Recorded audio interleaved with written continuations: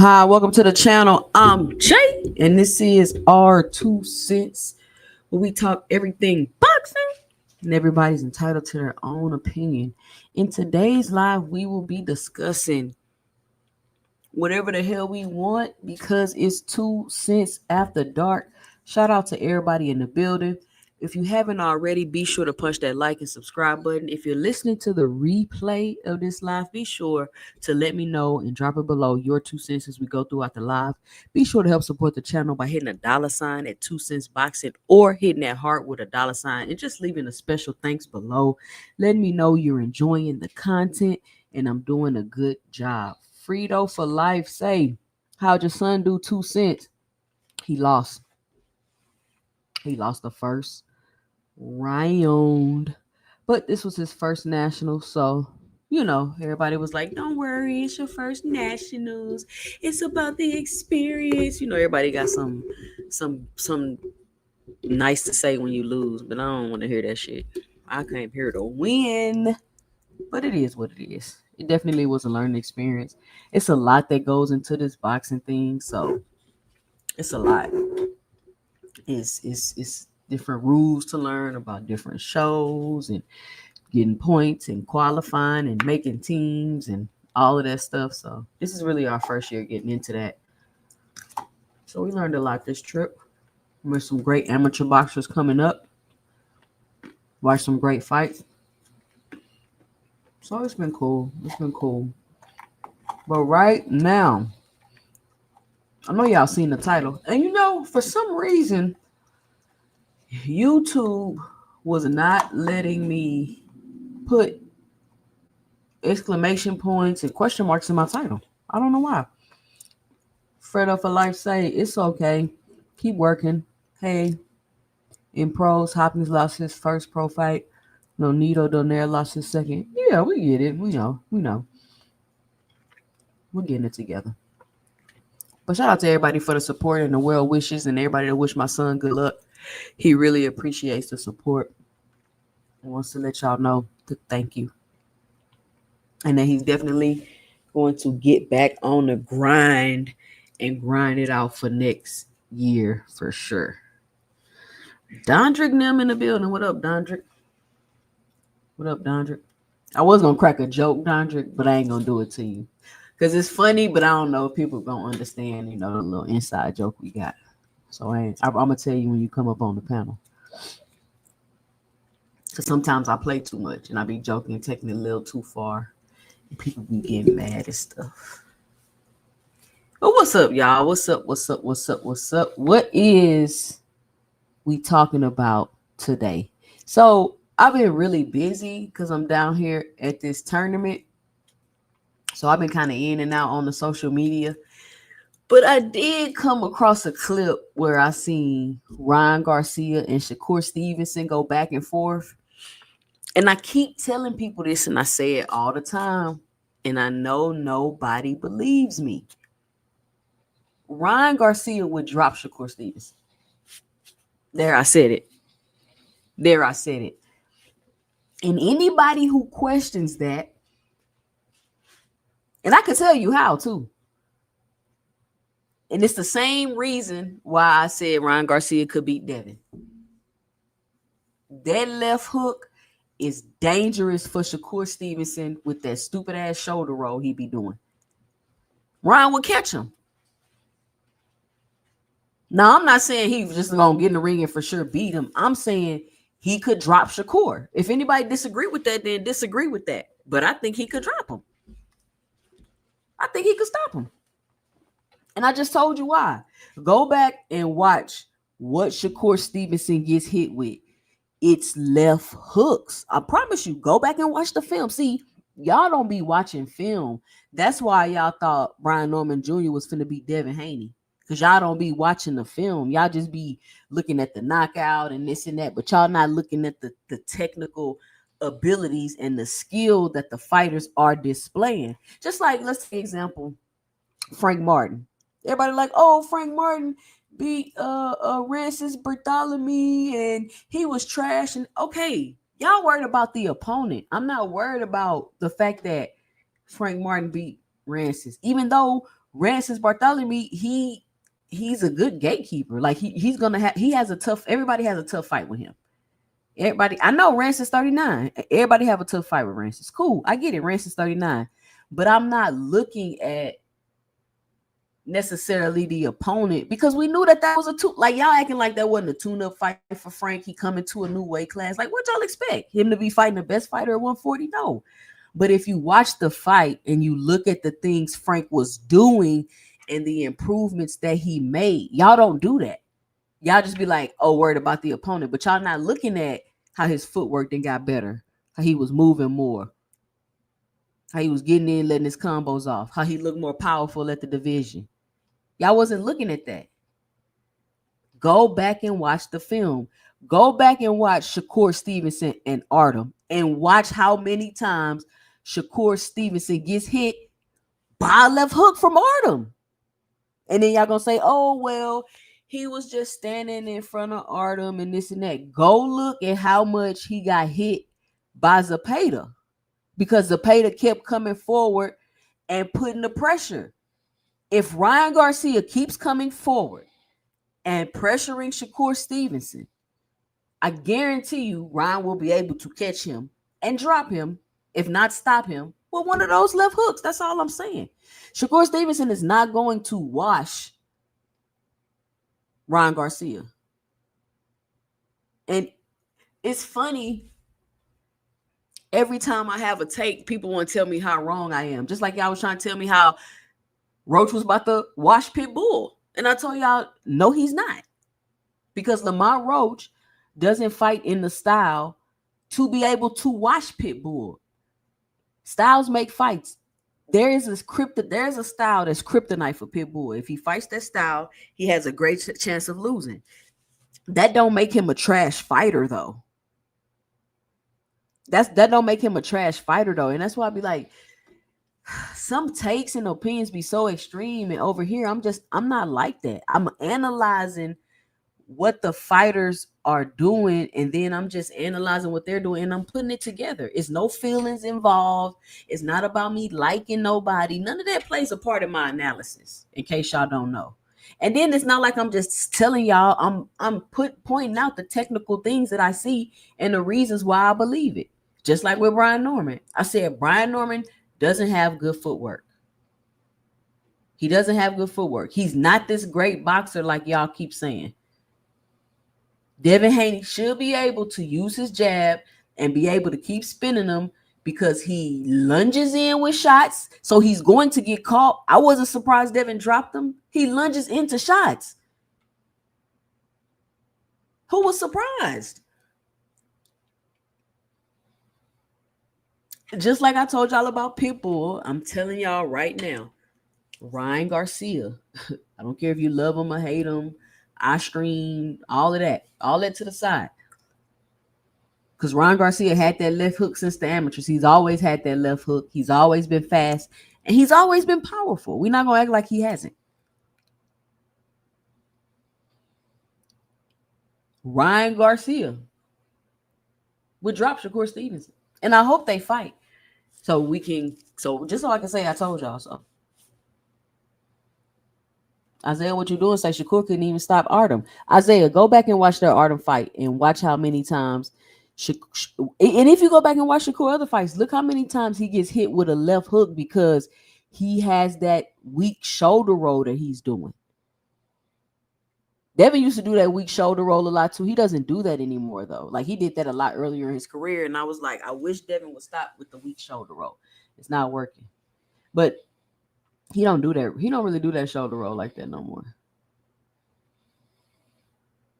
Frequent flyer. He ain't lunging when he got dropped, though. He started lunging in when all else failed him. He definitely was lunging in when he got dropped. What are you talking about? Nandrick say it's an easy way to get through the shoulder roll. The left hook. I mean, I'm just saying that's y'all homework. Go back and watch the Artem fight. Go back and watch the Artem fight and then come argue with me. Or go back and watch the Artem fight and come back and be like, 2 cents. I can see why you say that. Instead of being in y'all feelings just because y'all don't like Ryan Garcia and y'all want to keep saying the man is trash.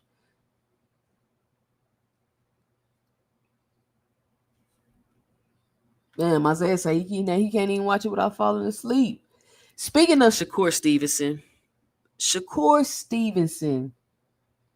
Teofimo Lopez, ticket prices. Let me see if I can find this because I heard somebody talking about this earlier. And like I said, I've been busy, so I haven't really had time to just look into this. But y'all let me know and drop it below. I'm hearing that the cheapest tickets in the nosebleed for Shakur Stevenson and T.O. is $1,000. Can somebody confirm or deny that? Because that's what I heard today. I'm trying to look it up on X right now. I might drop the link early, chat with y'all, because I can't really just be running the show. But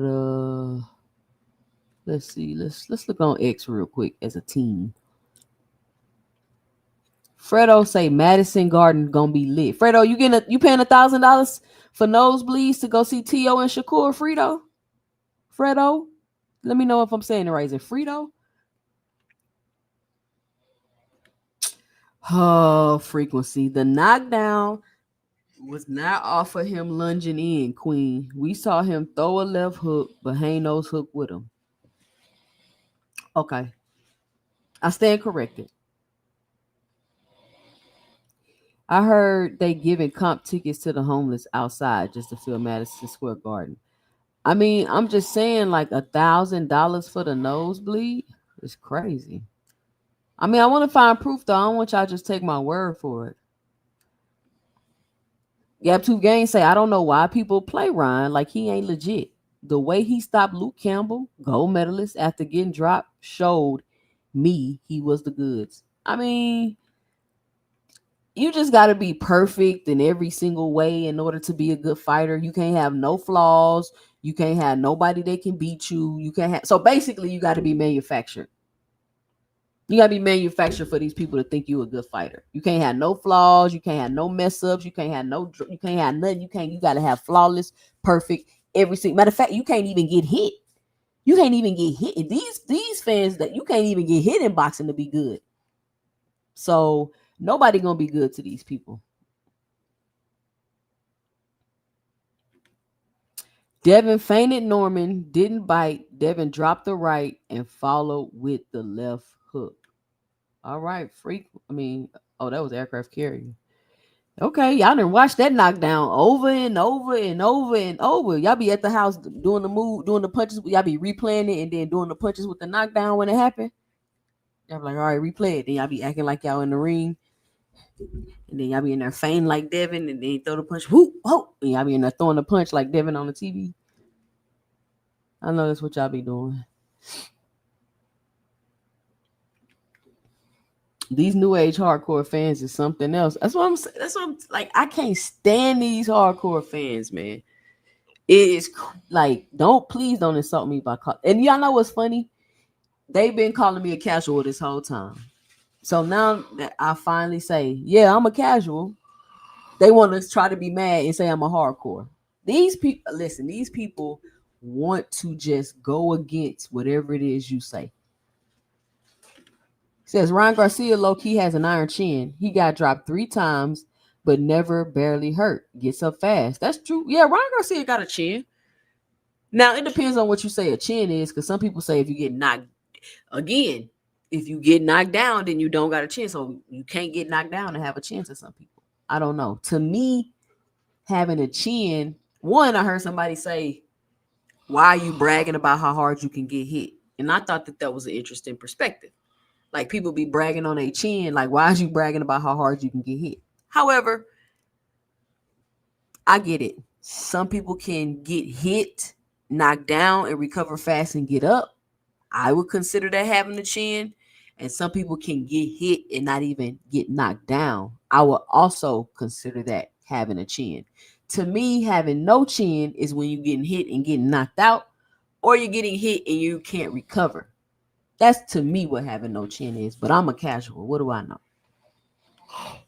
I just seen the clip of B. Norman bloody in the corner after the knockdown. His daddy said, "God damn, boy, give me a wet towel." He didn't know what to do after that, man. He should have just went in there and just started trying to. And I said before the fight, the worst thing Brian Norman could do was to go in there and try to box Devin Haney. I said that would be the worst thing that he could do. And I always notice people make that mistake. And the reason why I said that is because I always notice people make that mistake when they fight pure boxers. For some reason, they want to go in there and box with them too. And I'm like, why?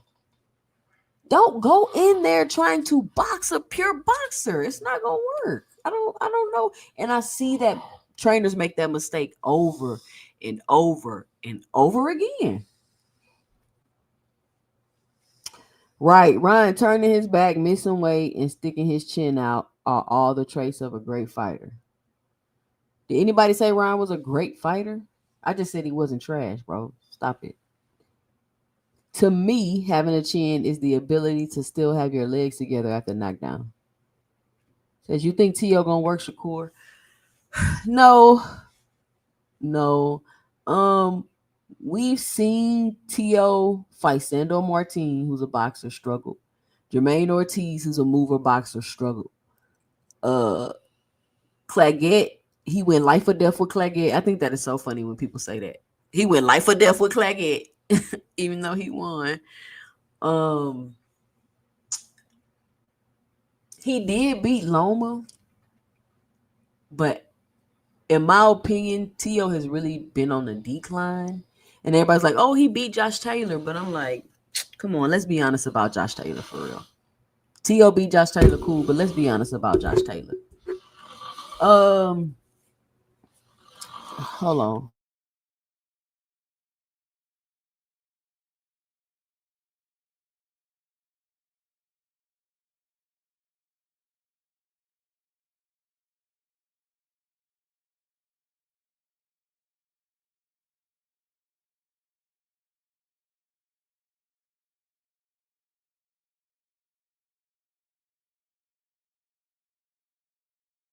All right. Shout out to the aircraft carrier with the 4.99 in the super chat. He says color in the chat. Shout out aircraft carrier for the support to the channel. My husband was on an aircraft carrier when he was in the Navy.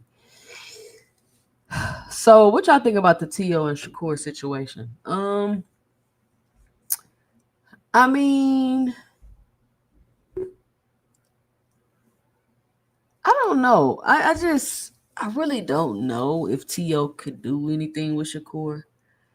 And I want to say Shakur probably going to be bigger than T.O. at 140 pounds. I'm trying to see keys to victory for T.O. to be able to beat Shakur. Like, I'm analyzing their fights in my head. And I just don't see it. How could T.O. beat Shakur? Y'all? T.O. power ain't been nothing at 140 either.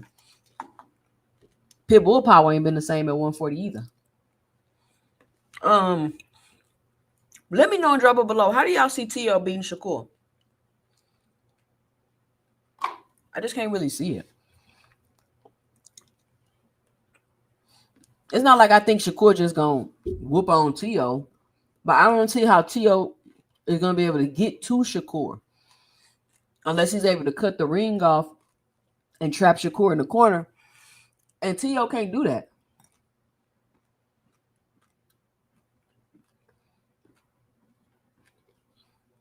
T.O. can't do that.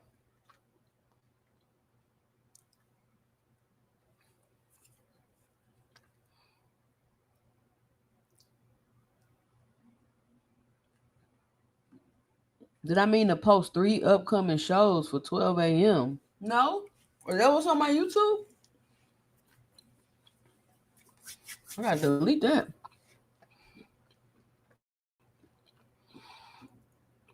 T.O. is athletic. But how is he gonna beat Shakur though? Like, how can T.O. beat Shakur? I'm trying to. What if you was T.O.'s trainer? All right, two centers. I want y'all to let me know and drop it below. If you're listening to the replay, I want you to let me know and drop it below. If you was T.O. trainer, what game plan would you have for T.O. to beat Shakur? And all that dancing T.O. do, and his footwork is trash. I don't understand it. Paige say, I honestly have to say T.O. is the most experienced fighter. Shakur is false. And I really don't see how he beats T.O. Paige, styles make fights, Paige. Styles make fights. You got to think about Shakur's style. He's able to stay out of range. He's able to keep you at the end of his shots. Now, what I will say is I've realized about Shakur after the Zepeda fight is he's not as fast or as athletic as I thought he was. So I could agree with you there, Paige. T.O. is more athletic than Shakur. But what is he going? How is he going to utilize his athleticism to his advantage in a fight with Shakur Stevenson?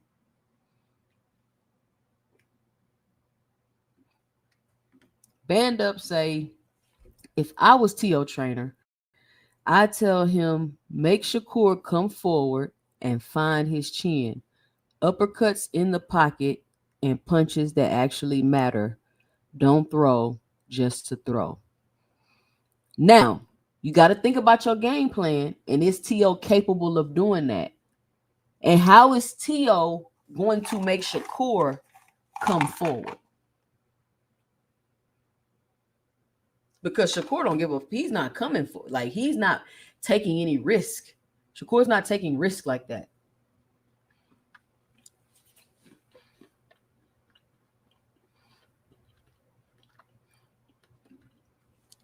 He said, I agree, but that's against flat-footed, one-dimensional fighters. How many dimensions T.O. got?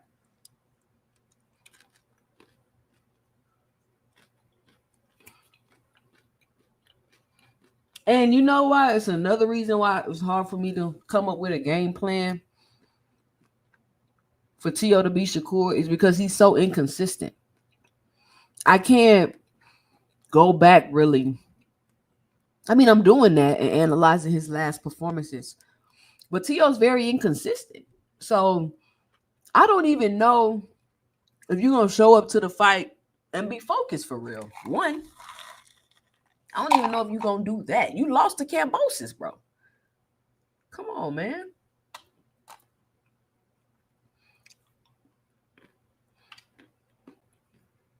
I think T.O. is more explosive than Shakur. He going to have to pork on his dart and dash.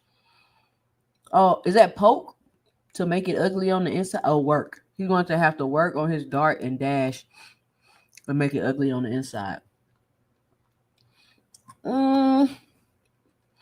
That's a possibility. But Shakur just going to jump back. You think he's finna get in there? He going to jump back? We'll see.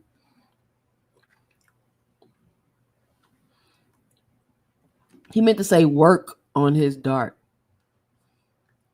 Aircraft carrier. So y'all going to the fight? Y'all paid $1,000 for the nosebleed seats? Who going to the T.O. fight? Let me know and drop it below. The Shakur T.O. fight. Well, all the Shakur Johnson bouncers at Rich, Big Dog Willie, Boxing Hacker, y'all going to the fight? Y'all going to support y'all mans? I'm going to be a lot faster. I'm going to be a lot expect. It won't be the things that he's getting prepared for. It won't be the things that he's getting prepared for. I'm going to be a lot faster. I'm going to be a lot stronger. I'm going to be a lot better than what he thinks. So, hey, Shakur, just out of curiosity. It won't be the things that he's getting prepared for. I'm going to be a lot faster. I'm going to be a lot stronger. I'm going to be a lot better than what he thinks. So, Okay, that boy say he's going to be a lot faster. He's going to be a lot stronger. Did y'all hear about this? Franchon Cruz versus Clarissa T. Rick Shields. I guess, I don't really have a problem with the fight. It's a rematch. They've already fought before. They fighting again. I feel like a lot of people have been calling for this fight. And are we gonna cry and call every single person that Clarissa Shields fight trash like y'all do Gervonta Tank Davis? Like, seriously, who's she supposed to fucking fight? Like, it's not like it's people there for her to fight and she's not fighting them. It's people, they're not there. Everybody like, oh, she could fight Shadasia. Okay, she could fight Shadasia. She could fight Franchise Cruz, and then she could fight Shadasia. Like, if it's not that many people, not that many women in boxing, especially women in her weight division, let her fight who she can fight so she can make fights to get paid, and then she could also go and make the fights also. Why she can't rematch Franchise and then go fight Shadasia Green? Like, what is the problem? Thank Father, nobody ever asked no champion to move down. Nobody asked no champions to be moving down. If she wants to move down, fine, but you're not going to tell a champion that they need to move down. No. Where y'all getting this stuff from?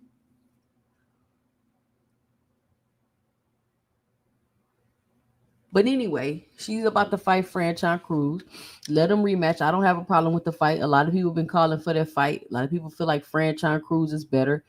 And I don't know if they fought at a different weight division before, and it's a different one now. I got to check and see. Once again, Shakur Stevenson. Appreciate greatness when it's right in front of you. I have been blessed to be around it for years and years. That's how I always knew how special he is. Thank you for everything, big bro. You are the greatest to ever do it, and there is no debate.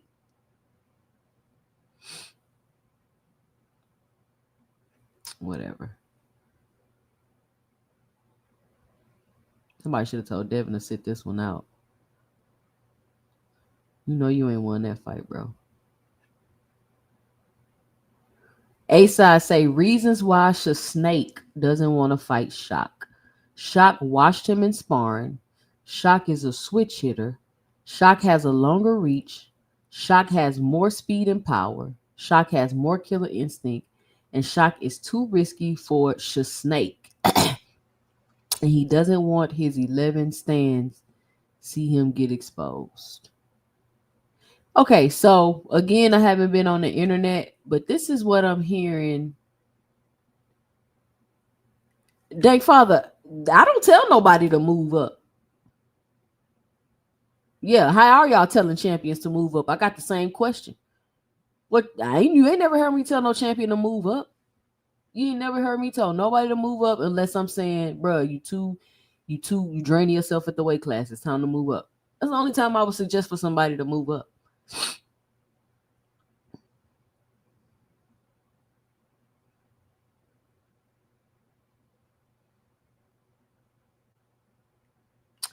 So this is what I want to say, right?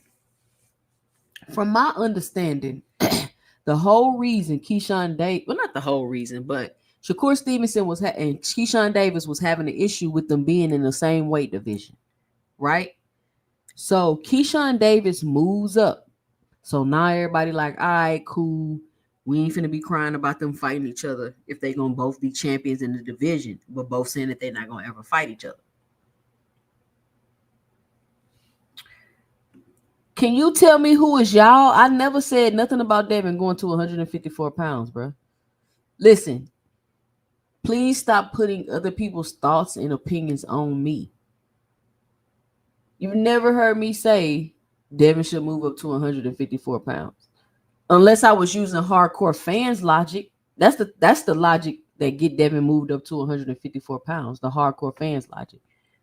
So I don't know who y'all is, thank Father, but I've never said that. So anyway, Paige say Shakur on BS when it comes to Shock. Like what grown man lets another grown man fight their battles? Like that shit mad corny. So, okay, boom. You, Keyshawn, in 2 different divisions now, right? Cool, boom. Then you decide to move up to 140 to go fight Tio, in which Keyshawn Davis is the mandatory for. but you're going to go fight T.O. for the belt. And everybody's like, damn, Shakur's not coming back to 35. And they like, yeah, he not coming back. He going back down. He going back down. He just going back. He just going to get the belt, and then he coming back down. And then you find out, oh, Shaqy is his mandatory, and he would allegedly have to fight him next, I guess, if he went back down. Is kind of what I'm understanding. And now he's talking about dropping the belt before he fights on Shaqy Foster. So, to me, if I was to look at the whole situation in its totality, and if Shakur Stevenson doesn't go back to 135 pounds, I'm going to say he ran out of the division because it was smoke that he didn't want to fight there. Because I don't understand why you would go back into, you're going back into the same division with Keyshawn, so much so to where you finna fight this man mandatory. And I'm like, why nobody saying nothing about this? Like, why everybody like, aha, la, la, la. Nobody's saying nothing about it. But I'm bringing it up and saying something about it.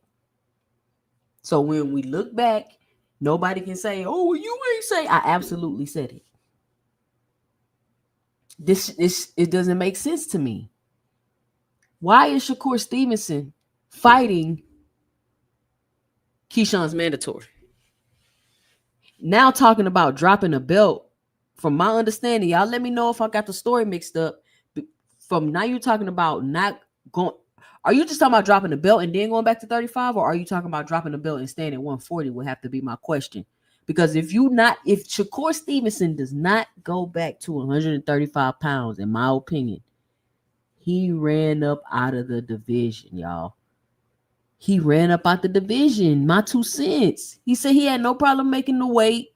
He was staying there. He too small to be moving around anywhere else.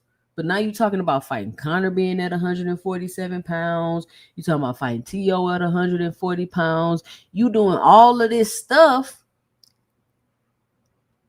And everybody's like, oh, he could go fight Conor Ben. That's a money fight.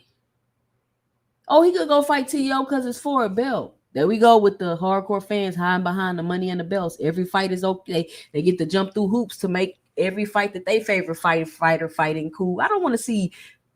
I don't like Conor Ben. I'm just going to tell y'all that right now. Maybe I got a bias. I don't know. But Conor Ben is not good to me. And how is he ranked number 1?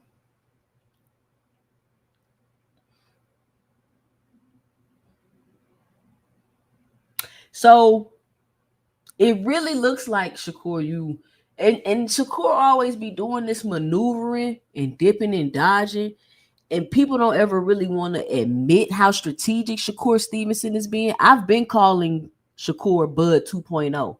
Put a 1 in the chat if you ever heard me say that. Shakur Bud 2.0. I don't say it as much no more because I'm sick of pointing it out. Like, it's obvious to see. Why is Shakur Stevenson at 140 pounds fighting Keyshawn Davis's mandatory? That seems egregious to me. That should be Keyshawn big fight. Seriously. Well, Keyshawn don't deserve of this. He don't deserve of that. Listen, there is no deserve in boxing. I don't even know why y'all keep saying that. It's no deserve in boxing.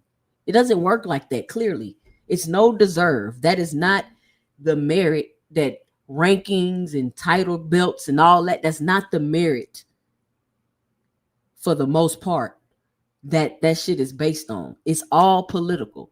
So every time something crazy happens, somebody get a title shot, somebody in the ranking that you feel don't supposed to be there, it's no need to cry and complain about why they there and how they got there and how they don't deserve it. Because when Terrence Crawford was ranked number 1 at 168 pounds, nobody cared. Nobody cried about corruption. Nobody said he didn't deserve it. He didn't deserve to be ranked number 1 at 168 pounds. But nobody had a problem with it. And I'm not even saying I had a problem with it because I understand that's boxing and that's just how it works. Y'all didn't have a problem with, but when other people get it, y'all want to cry, complain, they don't deserve it, they skip the line, they la. Listen, it's none of that in boxing, bro. And the sooner y'all realize that, the more y'all can enjoy the sport. It's the hardcore fans that can't enjoy the sport because they want to act like it's a rule book and it's a play-by-play rule book. Even in the sanctioning body's rule book, it say we reserve the right to change a rule or make up one at any time. That's what they say in their rule book.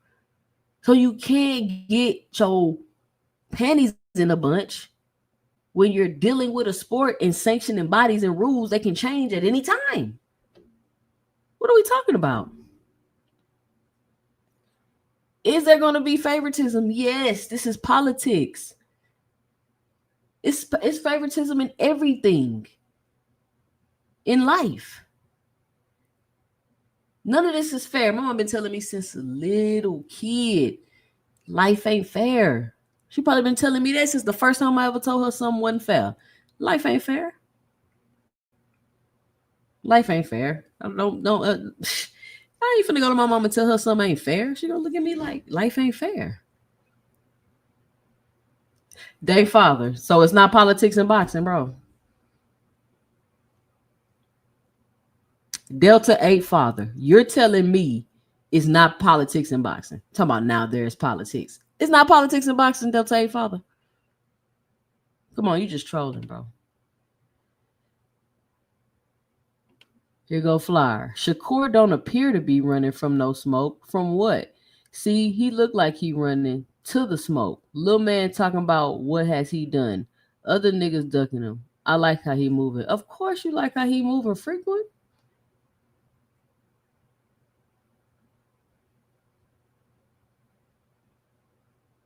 Why are you shocked to hear me say that, thank father? I don't understand. I've always said it's politics and boxing, and you cannot judge end all be all and necessarily how good these fighters are on boxing because it's political. It's all political, which is why key matchups, in my opinion, holds more weight than belts a lot of the time for me. I can compartmentalize it. It's not all the same. Somebody say not fighting your man, though, is running. Like, what reason does he have to not fight O'Shaquie Foster? I don't understand. Why doesn't he want to fight O'Shaquie Foster? This is mandatory. Like, what's the problem? If he's a mandatory, what is the problem? Does mandatories have to meet certain requirements or something? Or, nigga, you my mandatory, let's fight. Is it political Lamont got 2 draws in a row on enemy territory? How is PBC enemy territory?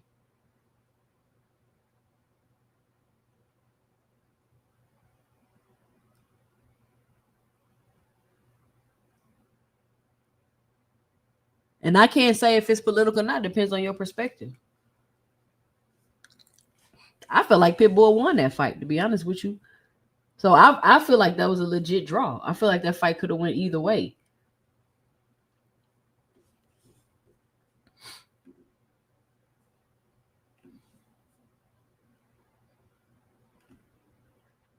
I mean, it could be political shit. I don't know. I don't understand why they would have to politic with Lamont Roach. I don't understand why they would have to do any politicking with Lamont Roach, but whatever, it depends on whatever your perspective is. I just think Lamont Roach ain't that good like that. To be honest with y'all, he's just not that good.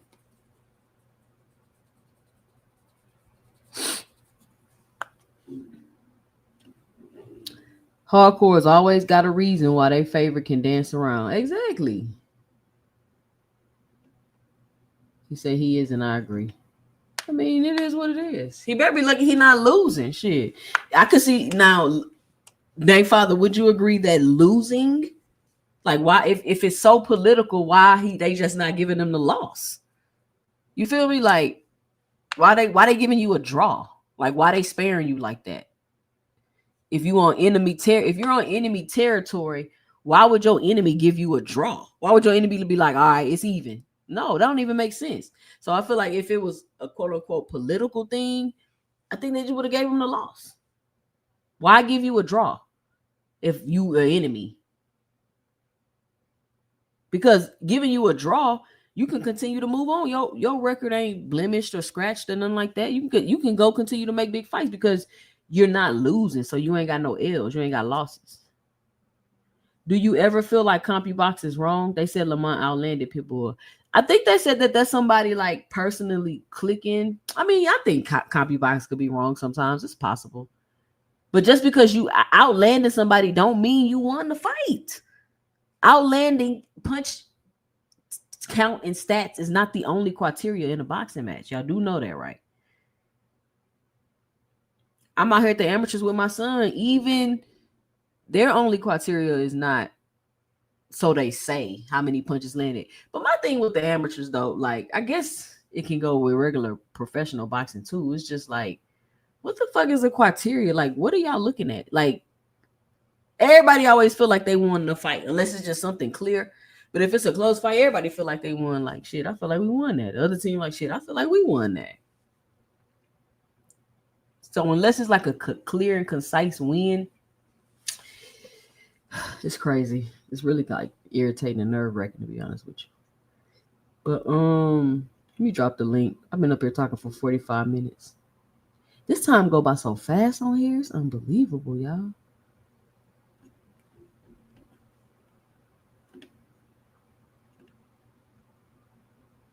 Let's see what else we got on X. Oh my God, rematch of the century. Shadaysa, you gonna get your ass whooped, girl. Relax. I don't know why you think you finna beat Clarissa Shields. You got tons of holes in your game. But if she want to make the fight, make it. Niggas really be on here saying Shakur about to cook T.O. Look at this clip. This is literally how the fight's gonna look, all 12. Shakur scared and on his back foot while T.O. jabbing his way in for 12 rounds. Judges will give T.O. the W for being the aggressor. Okay, let's take a look at this clip.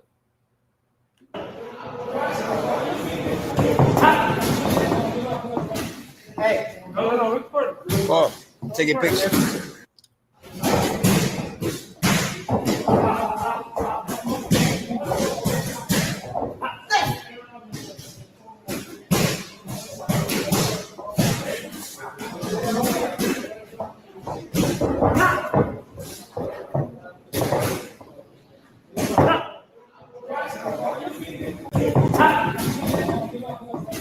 Hey. No, oh, take a picture.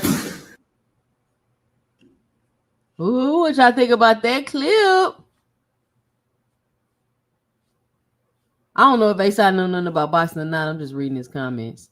But look, T.O. is more athletic and faster than Shakur, though.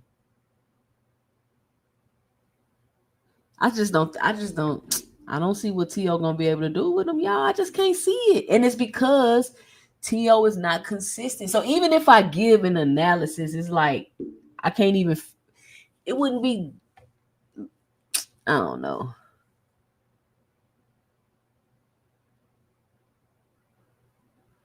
And while y'all bullshitting, this is how the fights look today. I was watching at the amateurs. This is how they look. They waiting and waiting and waiting. They waiting and waiting for you to come in so they can counter you about 3 shots. And they be like, ah! And then they get out. They try to get out of range. They look like amateurs. I'm not gonna lie. This is exactly how the amateurs was looking today.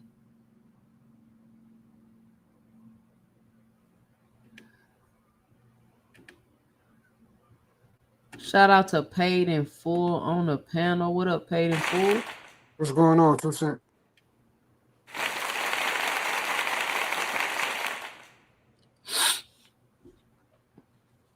Yeah, I just, what's up? What you got for the show? What's your 2 cents? Yeah, I think that's I don't know. That's more of a 50-50 fight because I think it depends on how I kind of give T.O. the edge just because like Shakur has never fought at 140, so I don't know how that weight. Because even when he was in the ring with Zepeda, he looked extremely slow. Yeah, So I don't know how that's kind of like a toss up fight. Because T.O. In big moments, T.O. have been able to show up lately. But a couple of fights, he, you know what I'm saying, he was. I just think he was fighting to his level of competition.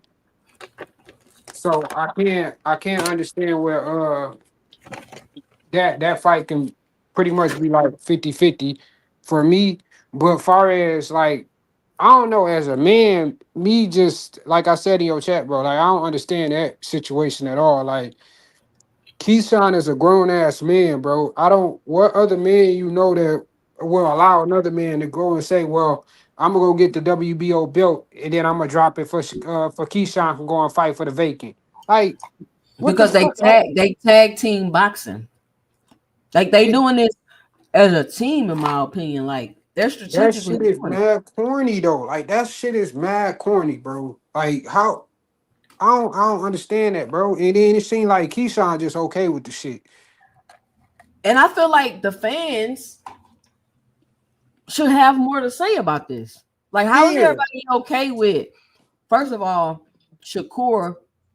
I mean, because this is what I say, right? People all in my comments like 2 cents. You don't hold Tank accountable. You hold all these other fighters accountable. I don't know why they saying that shit to me. Well, who do I hold accountable? All I do is give my 2 cents on the situation. These boxers gonna do what they're gonna do. right. But I'm talking about the fans, and I point out the hypocrisy. Why is everybody cool with once Keyshawn lead a division, which was the issue with them both being champions at 35, and he gonna go to 140 right after him and then fight his Mando? Right. That is insane to me. That's Like, what that am I shit is missing? that's mad weird. And then Shakur actually has a Mando at 135. So like what was the point? I don't know. I guess it was the money that he was chasing. Man, I don't want to hear that. Paid. They always get to hide behind money, or it's for a bill, or it's for a pay. They always get to do that. Yeah, that's true. That's true. Because I'm trying to in my head, I'm still trying to wrap my mind around like Hold on, hold what's on, the hold reason? on. Go ahead.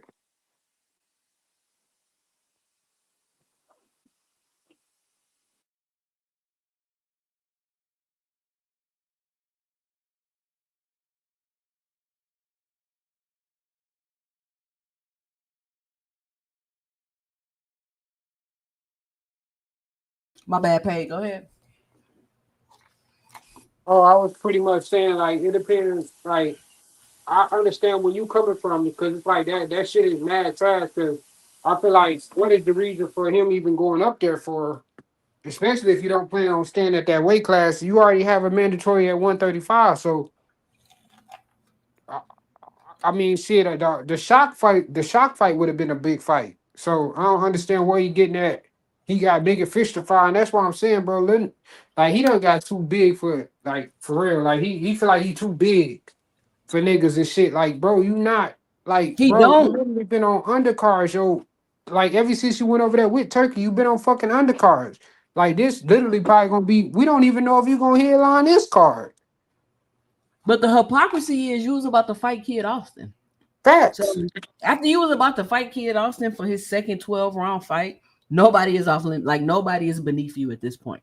Exactly. So my understanding is what how the fuck do you feel like you just this big nigga that can yeah, I agree you would probably be the A side too, Oshaki, but it's only because of your accomplishment, it ain't because you put asses in seats like that.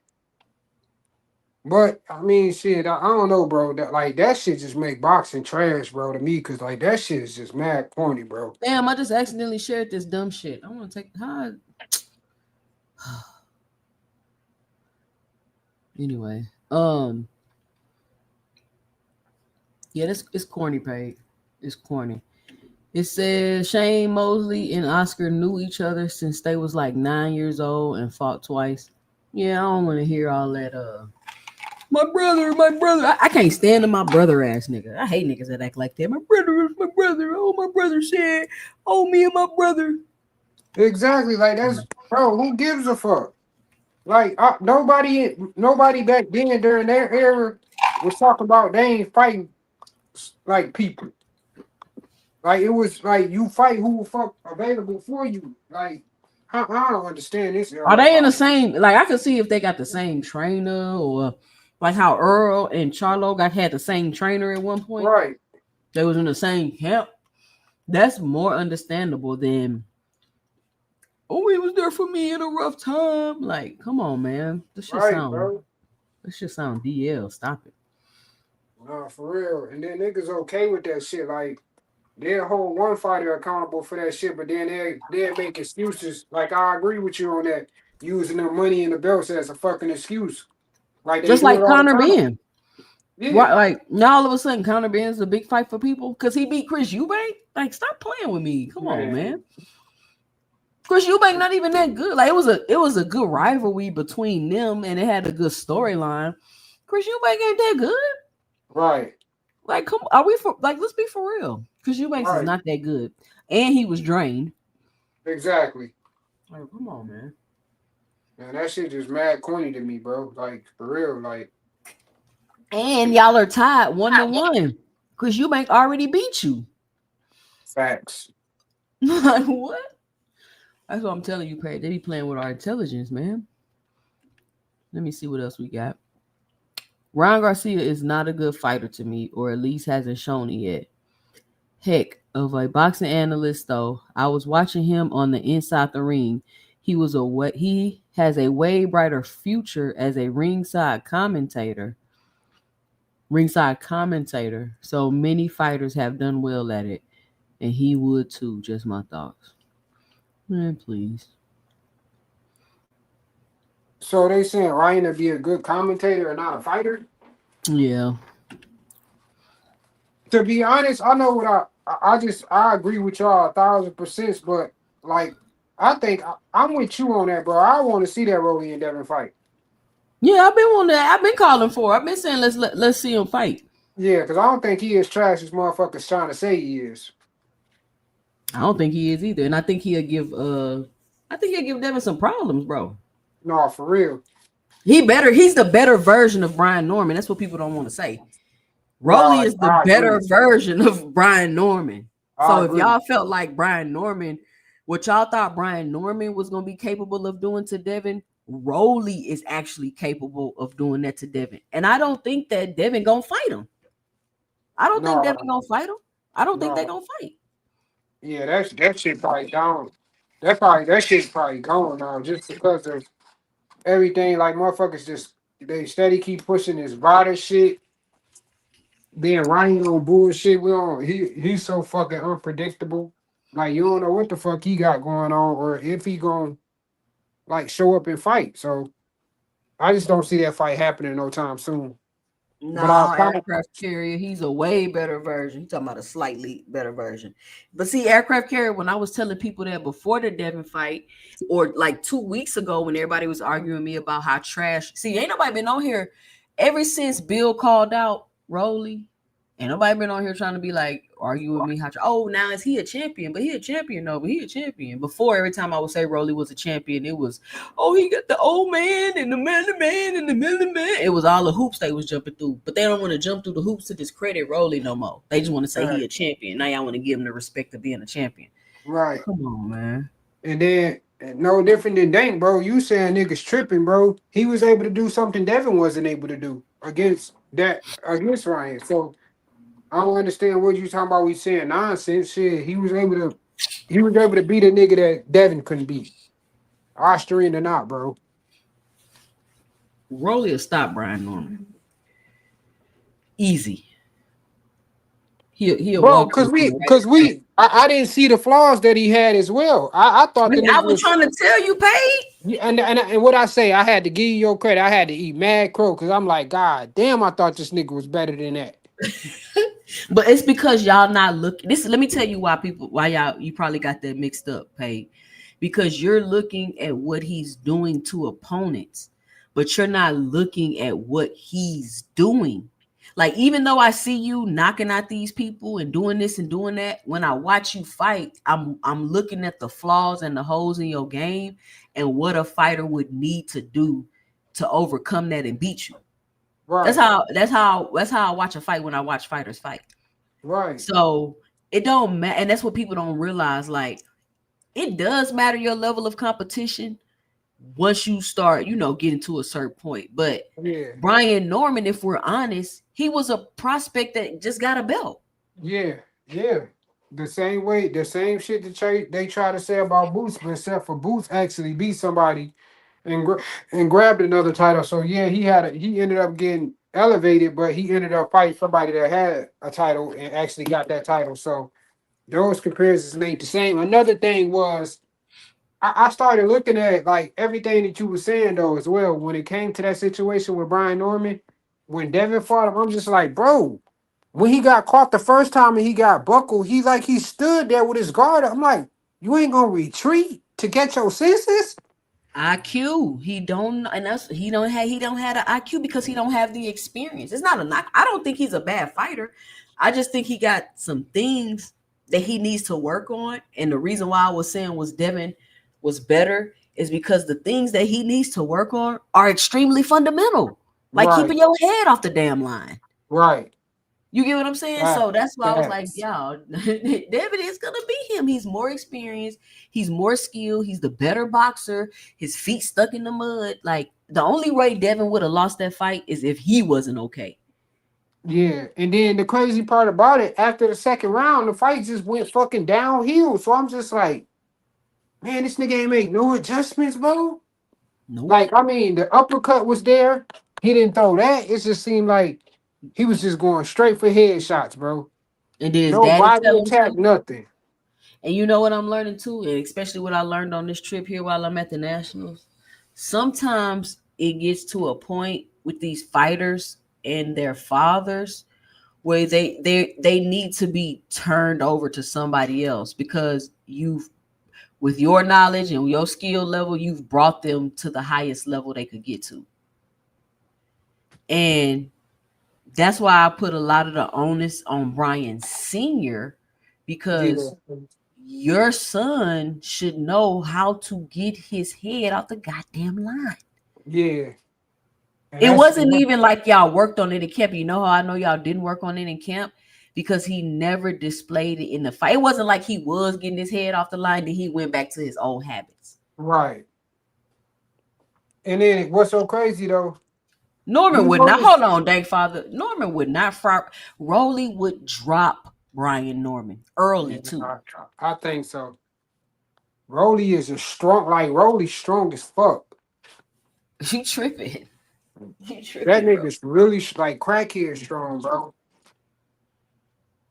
And another thing was, like, ever since that loss, this dude, you said that shit too, he was gonna disappear. Oh, he off the internet? Mm-hmm. He need to disappear. He need to go recalibrate and get the shit together with his son. But you know what? It's cool. Like, you was able to get your son into a big fight. Your son was able to be food. That is also a level of, what's the word? I guess you could say that deserve a level of congratulations. Because not everybody can be food and get that big payday. Yeah. Yeah, no, for real. I don't care who said Rolly was ass, Delta 8 father. I have my own mind. Like, I don't care what other people's opinions are. That's cool that Cromel said Rolly was ass. Congratulations to Cromel. But y'all also got to take in mind that Rolly's learning on the job. Rolly is learning as he's going through these professional fights. So I'm not even really sure what the expectation is y'all have for Rolly. Ever since Rolly got away from Bullet, like, Rolly been improving a hell of a lot. Like I said, he did something that Devin couldn't do with beating Ryan. Literally. Made that nigga put his hands in his pocket. Oh, now it's C-level champions. So how good is a fighter if they going around getting belts off of C-level champions? I'm just curious. Because y'all don't care about that. Y'all just care that somebody get the accolade.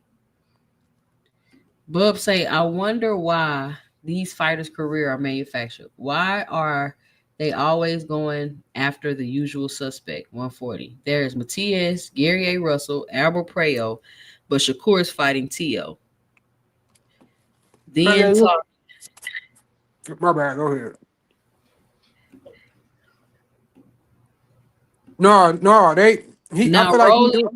Go Now ahead. Rolly would be right in front of B. Norman Jr. Rolly don't got footwork like Devin.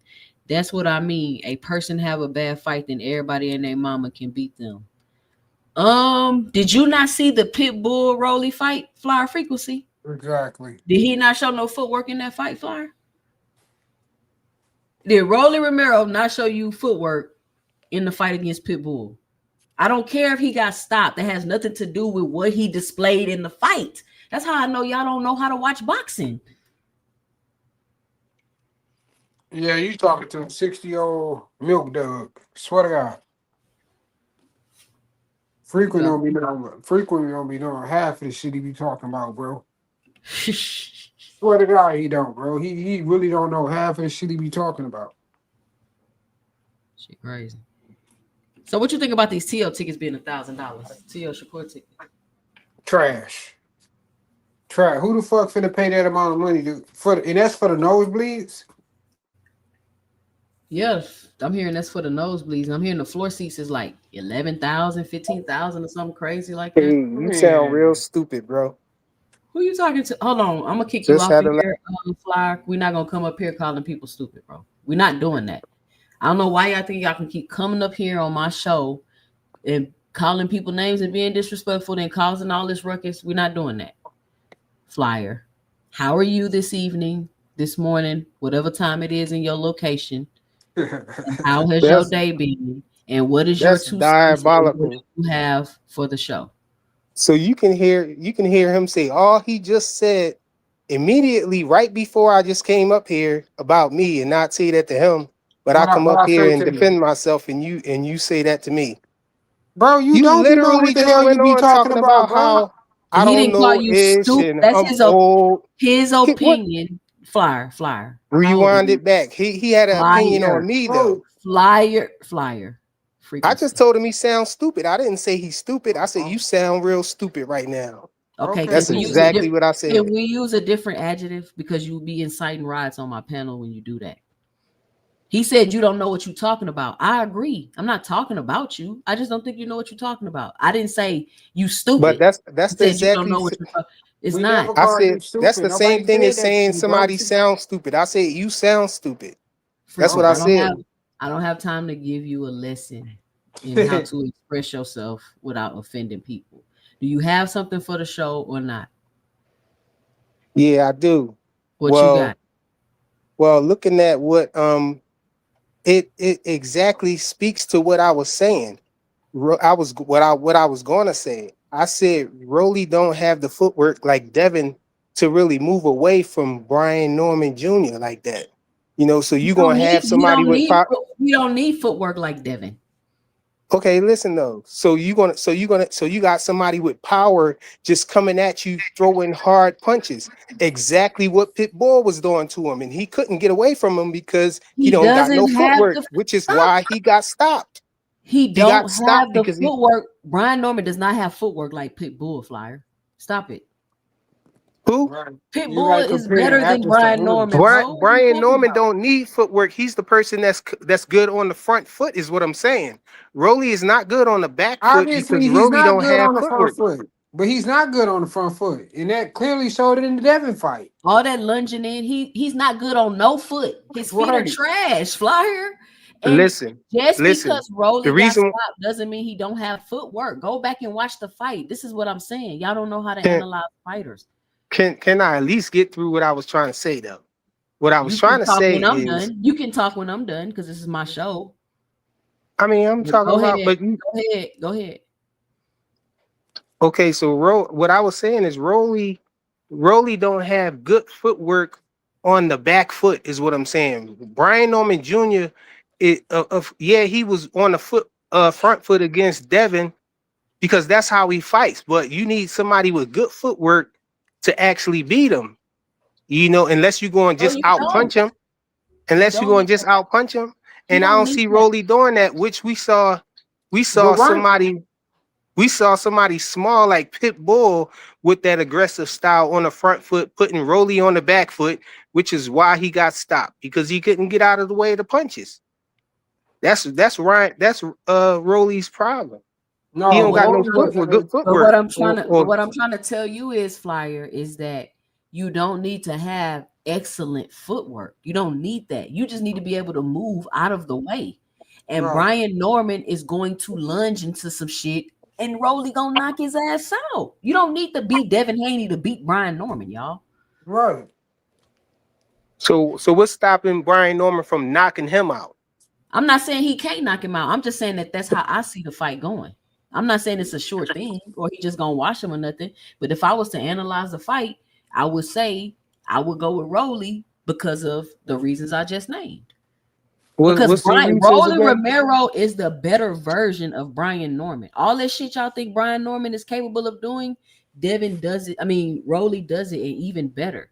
Rolly's a better boxer than Brian Norman. He has better ring IQ than Brian Norman. He has more experience than Brian Norman. Like, why is I don't understand the Brian Norman hype thing y'all got going on. The thing that I'm judging it off of is the fact that we saw Rolly stopped multiple times and we never saw Brian Norman Jr. stop before. He wasn't Rolly, fighting the Rolly same don't got no level dang of chin. competition, bro. You tap his chin, he going down.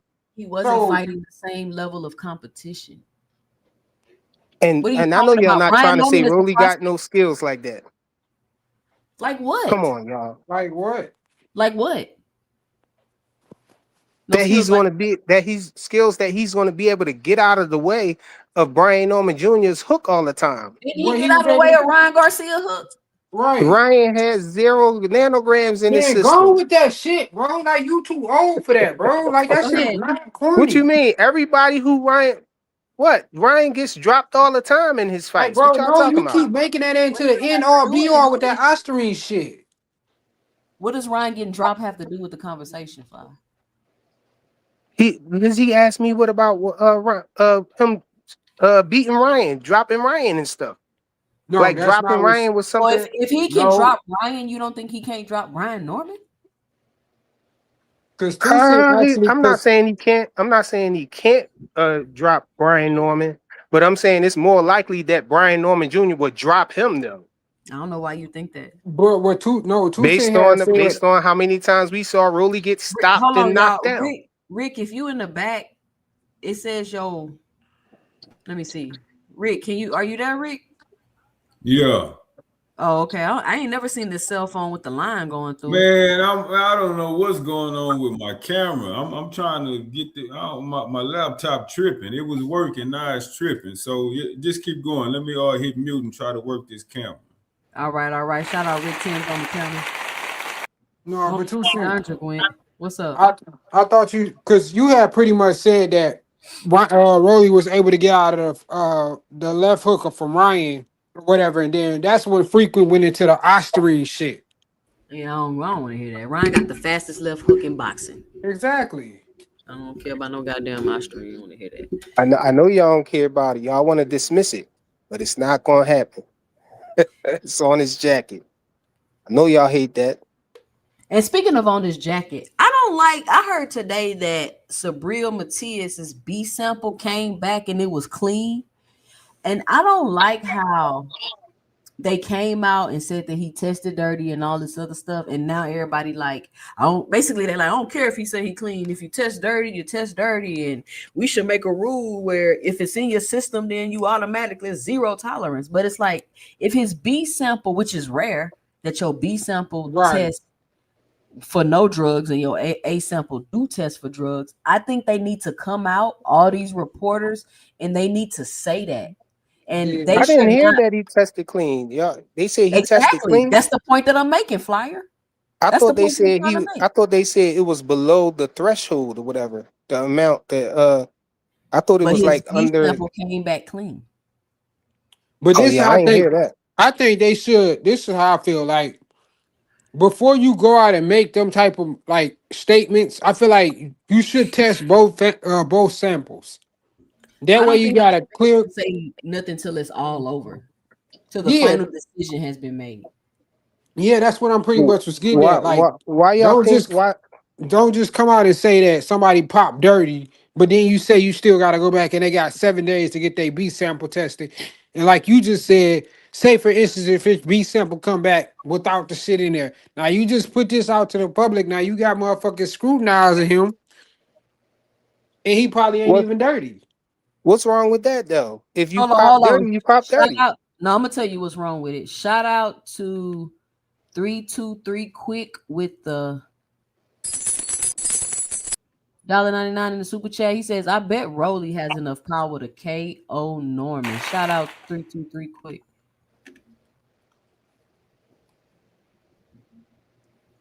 I heard the WBC was switching it up now, and they was changing it to zero tolerance now with The that WBC Osterine and all that synthetic stuff.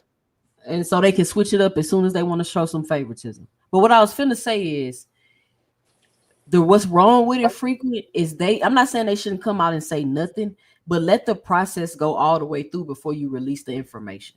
Right. That's all I'm saying.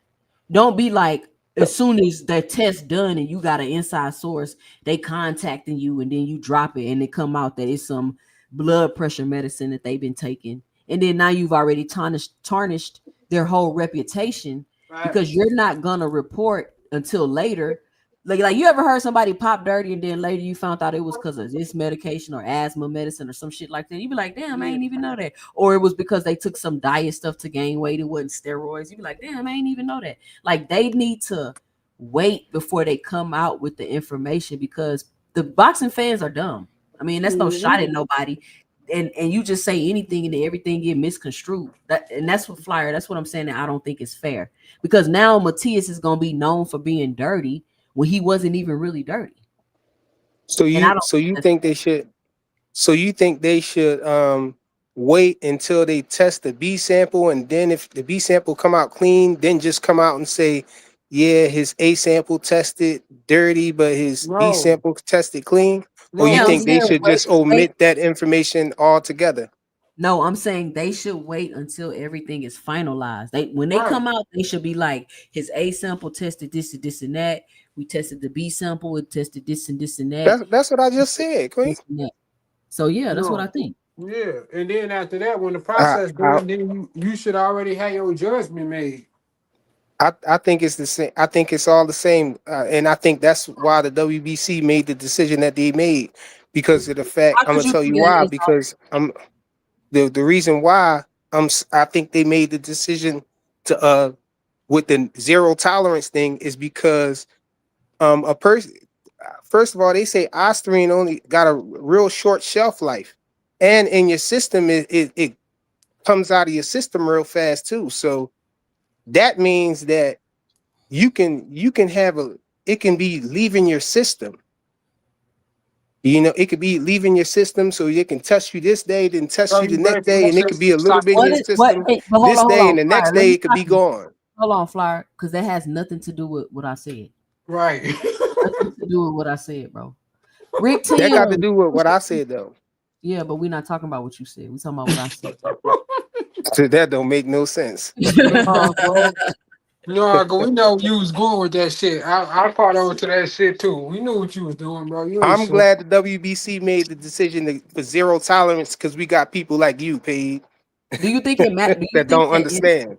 Flyer, let me ask you a question, and I'm gonna tell you why I don't care about WC making no rule, because they're only going to change it when it's not convenient for them anymore. Right. They can come out that's a fact right there.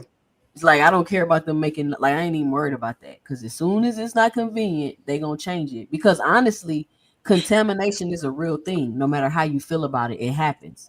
Mm-hmm. So you have to leave room for error. You can't just be like zero tolerance. Mm-hmm.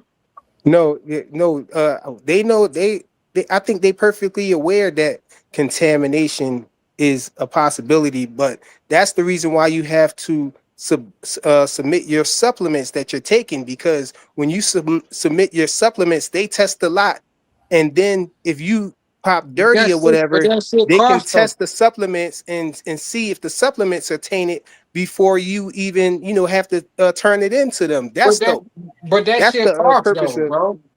You said what? I said that shit costs. What cost? For To them get your to, stuff. yeah, to get your shit tested. Bro, You it don't cost the fighter. The fighter just have to let them Who pay know for it? what supplements Who pay for they're it then? taking. Free point? Huh? That's pay not for no it? free service. What are you No, if talking you about? no, what I'm saying is when you're taking supplements, you don't have to. They don't charge you or nothing like that for taking Bro, supplements. What I'm saying is you have to submit. You have to let them know what supplements you're taking, so frequent. they'll That's have two a different record of it. things, bro. That's two different All right, things. hold on. Let me say this because we getting off topic. Like I hear what you're saying, freaking, but we're just really. I'm the whole point, and I'm gonna let Rick Timms go to give his 2 cents. Rick, you there? Yeah, I'm here. Okay. And after this, it says there's a video on X of Matias calling out Michael Coppinger and other reporters for not reporting that his B sample came back negative. They said the A sample got contaminated. Shout out That to wouldn't be Burr from Reed supplements with the though. 1999. And I'm curious, guys, how his A sample got contaminated with Ostrine, but the B sample didn't. I'm Uh-oh. curious how something like that happened. That's just a question that I have. Rick Timms 3, what's your 2 cents? What you got for the show? I mean, what's the main topic of discussion, man? Because I'm not happy with this difficulty with this doggone camera. But what's the main topic? What would y'all say the main topic was today? T.O. and Shakur ticket prices, and who you think will win the T.O. and Shakur fight? How you see that fight going? Oh man, I got Shakur all day, man. I've been waiting for T.O. and Ryan both to get beat up with some black kiss. So Well, Shakur definitely ain't about to do it. hey, yeah, Shakur definitely about to do it. Y'all got him fucked up too. Since Man, Shakur, that nigga dance, bro. I ain't saying he gonna lose, but he damn sure ain't about to beat nobody the fuck up. Yeah, well, he about to flip the script and shock the world, and he gonna bloody T.O. up and gonna have him looking worse than Cambo had him looking. So yeah, I'm riding with T.O. all the way. I mean, with Shakur all the way against T.O. for real. So how do you see Shakur winning that fight? No, how do you see Shakur winning that fight? How you see it going? Oh, just being his normal self. I mean, just being extra defensive. I mean, stretching it out. You know, not taking too many chances. I mean, the Devin Haney way. I mean, shit. I mean, the wise way. Use your skill set and outwit T.O. because T.O. is such a counter puncher. I mean, both of them asked you to come to me. So whoever gonna take that lead, and you know, I'm riding with Black. So, and I can't stand T.O. any goddamn way. Him and Ryan, I cannot stand those guys. So anybody Black against them, I'm rooting for them. I ain't mad at it. Man, all right, y'all. Let's see what Matias had to say. I just found the video of him. Because y'all got to be careful out here with the media. Y'all got to understand that it's a propaganda machine going on with the boxing. Do y'all see how crazy it was when Tank was about to fight Jake Paul and how just sporadic and chaotic it seemed and how it was the end of the world and then the accusations come out and then the fight get canceled and then boom, propaganda machine turned off. Right. It just stopped. It all just stopped. Y'all got to be able to recognize stuff like that. And No, not I just see what you're talking about. Y habla de la prueba B, para que ustedes vean cómo es la vida. Todos vieron cómo hablaron mierda. Oh, he's not even speaking English in the video, y'all. Okay, I had a video of Matias, but the man not even speaking English. Hey man, hablo español también. Man, I don't know. No, I can play it. Maybe. Okay, Rick gonna translate for us, y'all. Hey, who did they testing, yo? The New York State Athletic Commission. Mm-hmm. Sure did, Flyer. Y habla de la prueba B, para que ustedes vean cómo es la vida. Todos vieron cómo hablaron mierda, que si el tramposo, que si no sé qué. Pero nadie habla de la prueba B. ¿Por qué no buscan información? ¿Por qué el Cupin Yelese no pone lo que salió en la prueba B? para que ustedes vean cómo es la vida. La moneda tiene dos caras. Siempre les dije, no hable si no tienen evidencia. Pero nada, ya eso murió. Somos clean. En mi vida he necesitado algo para hacer trampa. Los veo el 10 de enero. Barclays Center. Y habla de la All right, prueba. so who gonna Para que translate? ustedes vean cómo es la vida. Todos vieron. Ain't they Sinclair? That's 20 something, ain't it? All I picked up on him, he just making a point that shit, the dirty test was a falsehood. So that's all he's saying. He making it clear, like, no, y'all thought I was dirty, but guess again, bitch. Come on with it. Yeah, they wrong for that though, because they have messed up his reputation and his name, and the fact that he has a dead body on his resume. I mean, he's still somebody in the ring. You know what I'm saying? So, and now it's like, oh, it's just, I hate that they do that. They do need a better system for that, because that system that they have now will be weaponized against fighters. Oh yeah, and I got to think about that. Like, maybe it was weaponized before or whatever, but it's gonna be on a whole nother other level now because of people have bought up all of the damn boxing media. especially, never mind, I ain't gonna even go there. But yeah, you're right.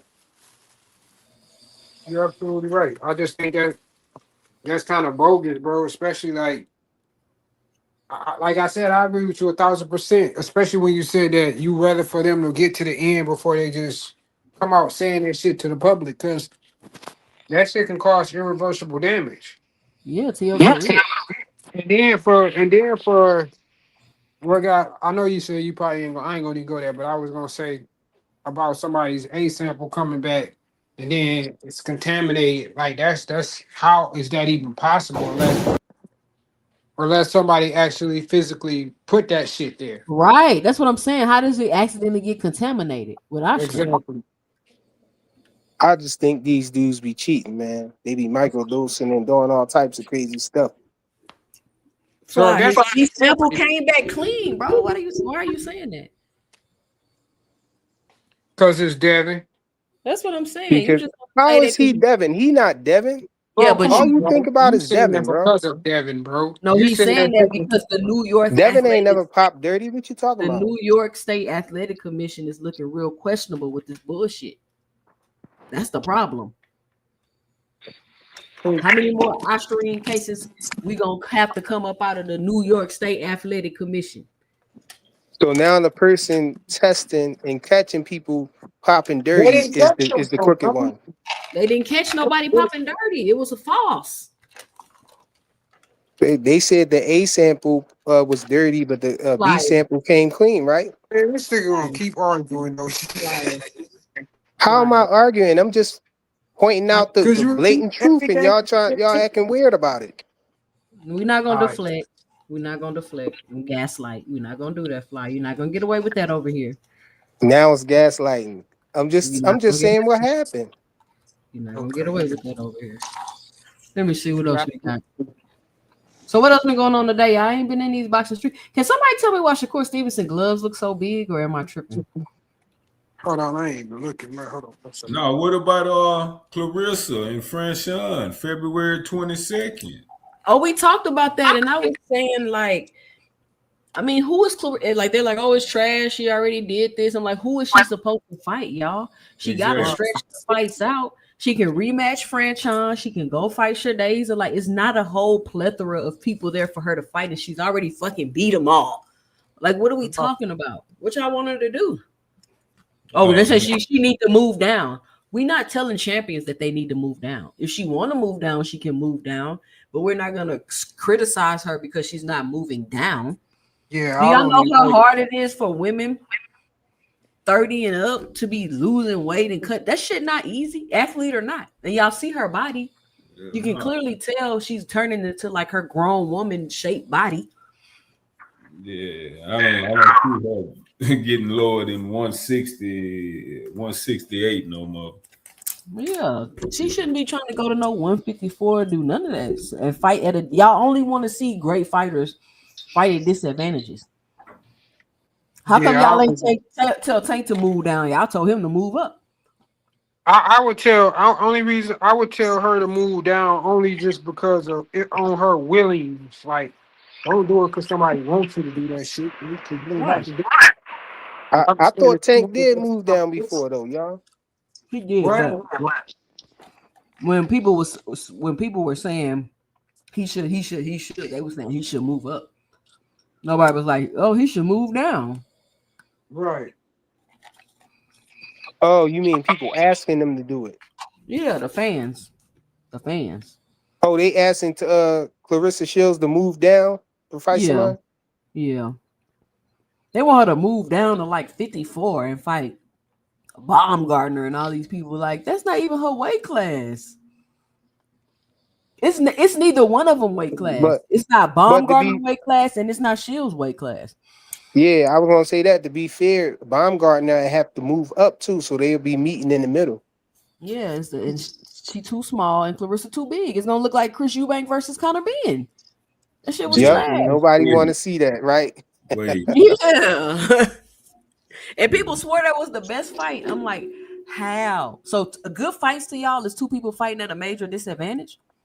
Nah, yeah, that's I crazy. think people just be bloodthirsty. They just like to see, somebody getting hurt and stuff like that. That's what I be thinking sometimes. And then people be hell bent on people they dislike seeing them lose. So they gonna create whatever scenario they can to try to disadvantage the person they don't like. So whether that person has to gain weight, lose weight, a quick turnaround, whatever it takes. That's how I noticed this boxing YouTube stuff works. I mean, the Oh, yeah. favoritism and the level of biasness that happens here is extreme. So Oh, I yeah. fully expect it every day. Well, we don't do that. This boxing, everybody got their own opinions over here, but we be objective and honest over here. And I think some of y'all are finally starting to realize that, like especially the new trolls that decided to find their way over here. I don't do that. Going back and saying, if I say something, I mean it. If I'm wrong, I'll admit it. If something I say changes, I'm gonna let y'all know. This is the internet and we boxing. Like, I don't understand what the uproar be about. It's not that serious. Honestly, none of us know what the fuck we talking about because it's all just shit we putting together and clipping up off the internet and making opinions about it. And y'all don't got no goddamn sources. Cut it out. Why would people think that? And this ain't no shot at nobody. Blue Blood and BF and all these other content creators that put Tank on their thumbnail and dresses. Why would you think that they have sources that's giving them information about Tank? I never understand that. Like, Yeah, that's crazy. why would y'all think that that's even plausible? Like, why would they call you of all people and give you information to shit on? It just don't make sense to me. Oh, you right. T.O. winning. Sack Prince, how do you see T.O. winning this fight? Let me know and drop it below. Or you can click the link. Somebody got to hear myself in the background. Turn it down or something. I got about 20 more minutes on here, y'all. Is it slow today? Is it a slow news day? I ain't been on here all day, so I don't know what's going on. It's snowing in this motherfucker though. Snowing? Yeah, Where you at? I'm in Michigan. Man, you can keep that snow. I can't live nowhere where it's snow. Crazy, bro. It's Man, I had. Hey, I wanted to ask you though, Two Cent, did you look at the Diddy documentary? Man, I haven't watched it. I'm so diddied out. Like, I followed the trial and did all that. Like, I can't take no more Diddy right now. I don't want to know about no more fuck shit Diddy done. I binge So watched. you talking about the 50 Cent one? Yeah. Yeah. Man, hey, Puffy, a wild dude, man. Man, God, what?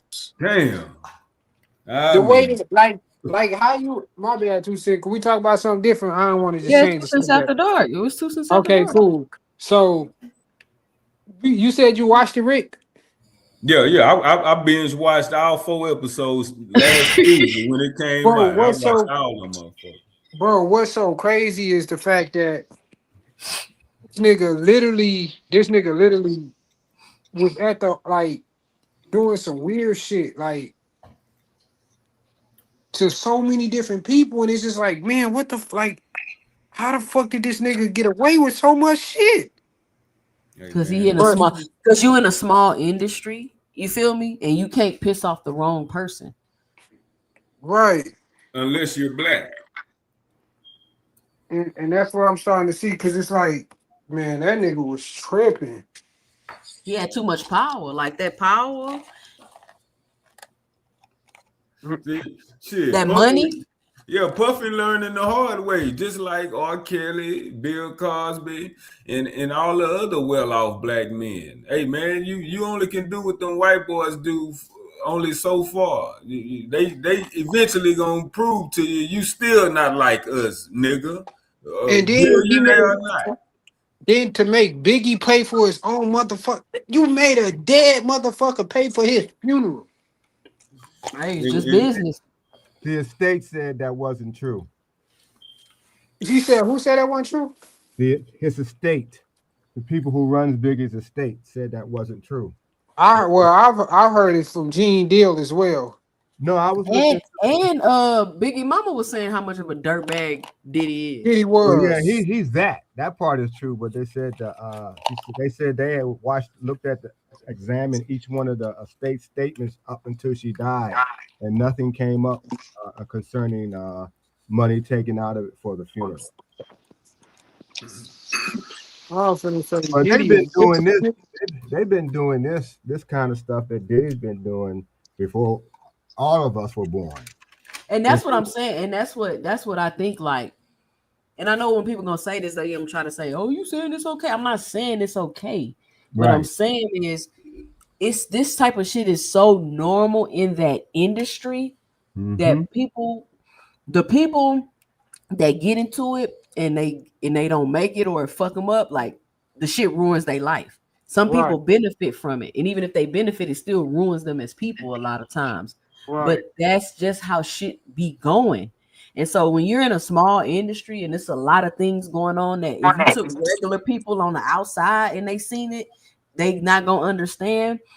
And it's all wrong, period. But nobody was saying nothing because it was just what they did. This is what they did. Have you read? Hey, my question is, how did 50 Cent get all of this video from Diddy? Because Diddy didn't pay the cameraman that was actually in the beginning of the thing fuming him before he went to jail. So he didn't pay them. So he sold them tapes to the highest bidder. Yeah, that was smart. He by not paying people, you see what can happen. Yeah, he really just put more nails in his own coffin. Oh yeah. But what I was about to say, in terms of this kind of stuff that's going on in the entertainment business, period. If you read any books, like if you read about Florence Ballard, who was one of the members of the Supremes, one of her chauffeurs raped her. The chauffeur? Yeah. If you read Patti LaBelle's book, she tells in the backstage of not the Howard Theater, the Apollo Theater, Jackie Wilson and his manager tried to assault her, and she got away from him. And I only illustrate that because Jackie Wilson was huge back then. And Greg, yeah. Let me interrupt you 1 second and keep going. When you struck a nerve when you mentioned how Florence Ballard was raped, and she was raped by an ex-NBA player. Y'all gotta stop saying the R word. Oh yeah, well yeah, she was violated by a 7-footer that played in the NBA. That guy Reggie Harden. I mean, he used to play against Wilt, and they say he had a shitload of talent and could have been this and that, but them drugs and guns and robbery and apparently, taking women, he had that issue, and he wound up getting killed eventually at maybe in his early 30s that did that to her. So yeah, I remember that. It's these guys and what isn't really talked about yet. It's been women who have assaulted other women in the same way or compromised them, and they don't talk about that too much. But I just illustrate those two particular situations I spoke on is to say these guys get in this business and they become demonic. That's why they call the entertainment business demonic. Yeah. Because once they start getting them bigger and bigger and getting into all those kinds of parties, and they get compromised and they do whatever it takes to stay around that scene and be in that make-believe world of celebrity, you'd be surprised that the stuff. I mean, I was in entertainment promotion a little bit. I wasn't in a big way, but I saw enough and it learned from. My mom used to be a singer before any of us was born. She used to sing the Howard Theater here in D.C. and she used to sing on the radio. And the little bit of stuff that I finally asked her about, that she told me about, she said she never went backstage at the Howard Theater because of the stuff that was going on. She didn't let the managers that she had, book her. She started booking her own shows because they were stealing the money, would steal money from the artists and compromise a lot of the good-looking women. My mother was very good-looking, but she always stayed strapped. And we talk about the 30s and 40s. Oh yeah. That women had to watch themselves so carefully and had to go to such extremes. It's because that stuff was going on just like it is now. And it's kind of normalized now, but it's not normal. Yeah, for sure. It's insane. It's normalized. It definitely is normalized. But you know why it's normalized? Because whole culture has been normalized. Yeah. They normalized whole culture, and that's man, they proud of being. Especially when you got so much money to where anything you do, you 9 times out of 10 don't have to pay for that shit because you can pay your way out of it. No different than what Diddy did. Yeah, look at the men that we don't know about who've been compromised. Oh yeah, Will Smith. Yeah, I didn't realize. I didn't realize it was so many men willing to bust it open and bend over and bust it open. Girl, 2 cents. 90% of the mainstream men we see in the industry, entertainment industry, definitely been compromised. You're not gonna get that big money or that big platform otherwise. Look, it didn't work so crazy. Yeah, it worked so crazy. We and Rick James is absolutely true because absolutely correct because the fact that we saw what happened with the baby when he mentioned something about them people, like they damn near canceled his ass for that. And hold on, we got Mr. My mean to cut you off, but let me give Mr. Shelton his introduction. We got Mr. Shelton on the counter. All right, go ahead. Mr. Shelton, we're gonna let Paige finish up and then I'm gonna let you get your 2 cents. Go ahead, Paige. Okay. Yeah, so the man had pretty much like I think what do you do? Hold on, slur. You talking about the baby? He did what you said. He said something about the people. Oh yeah. So with them people or whatever, you got to understand they went all the way to getting comfortable enough to put that shit in children's movie. So they know exactly. That's what I'm saying. It's a lot. They became so brave now to the point where they don't even gotta hide the shit no more. Hey man, it's funny how it starts, like in movies or things like that. When you start seeing these major male stars play roles like women, when they start dressing up like women, that's how they start easing you into it. Oh yeah. But Greg, you gotta understand something. Who controls the industry? Who runs it? Oh, people like that. They run it. Yeah. So whatever agenda they want to push, they're gonna push. Yeah. So what I was gonna say to 2 Cent was, you gotta remember something. He brought up Florence Ballard, the Supremes, and all that. You gotta remember that women didn't start having a voice in America when it came to stuff like that till what? Harvey Weinstein and Bill Cosby. Yeah, the Me Too movement. Yeah, the Me Too movement is what finally brought it out. If you was rich and powerful before that, you could do whatever you wanted. Oh, nobody was going to believe you. No, so this is new. All this stuff that's happening now is all new stuff. The stuff that happened to Florence Ballard, that happened to Diana Ross, that happened to Donna Summer, they all got abused. All the 70s, the 60s, the 50s, The 80s, all the women got abused and used, all of them. Especially coming through, because the majority of the motherfuckers was around Clive Davis, people like that, bro. Like that's where pretty much Clive Davis showed. What's the old boy name? Andre Harrell the game, and you know Diddy was an intern dealing with old dude. So I'm pretty sure that shit just like a cycle, bro, with them But then motherfuckers. again, That you shit gotta keep passing understand, out from history to Diddy history. didn't come from the. But you look at but he didn't come from the nicest environment. Look at his father and his mother. He didn't come from picket fence, and he didn't come from that. Right. He came from an environment where that type of shit was going on. So he been dealing with this. He been doing this for a long time, way before he got money. Oh yeah. Oh, it just gets worse when you get money. The more you get, the more you want. Exactly. There you go. It just gets worse when you got money. Money doesn't change you. Money reveals more of who you really are. Yeah. Yeah. And then speaking of somebody just said it tickles me every time I hear the Me Too movement when I think about the face of the Me Too movement. Tawana Burke. Y'all remember Tawana Burke? Yeah. I mean, I used to call her KRS2.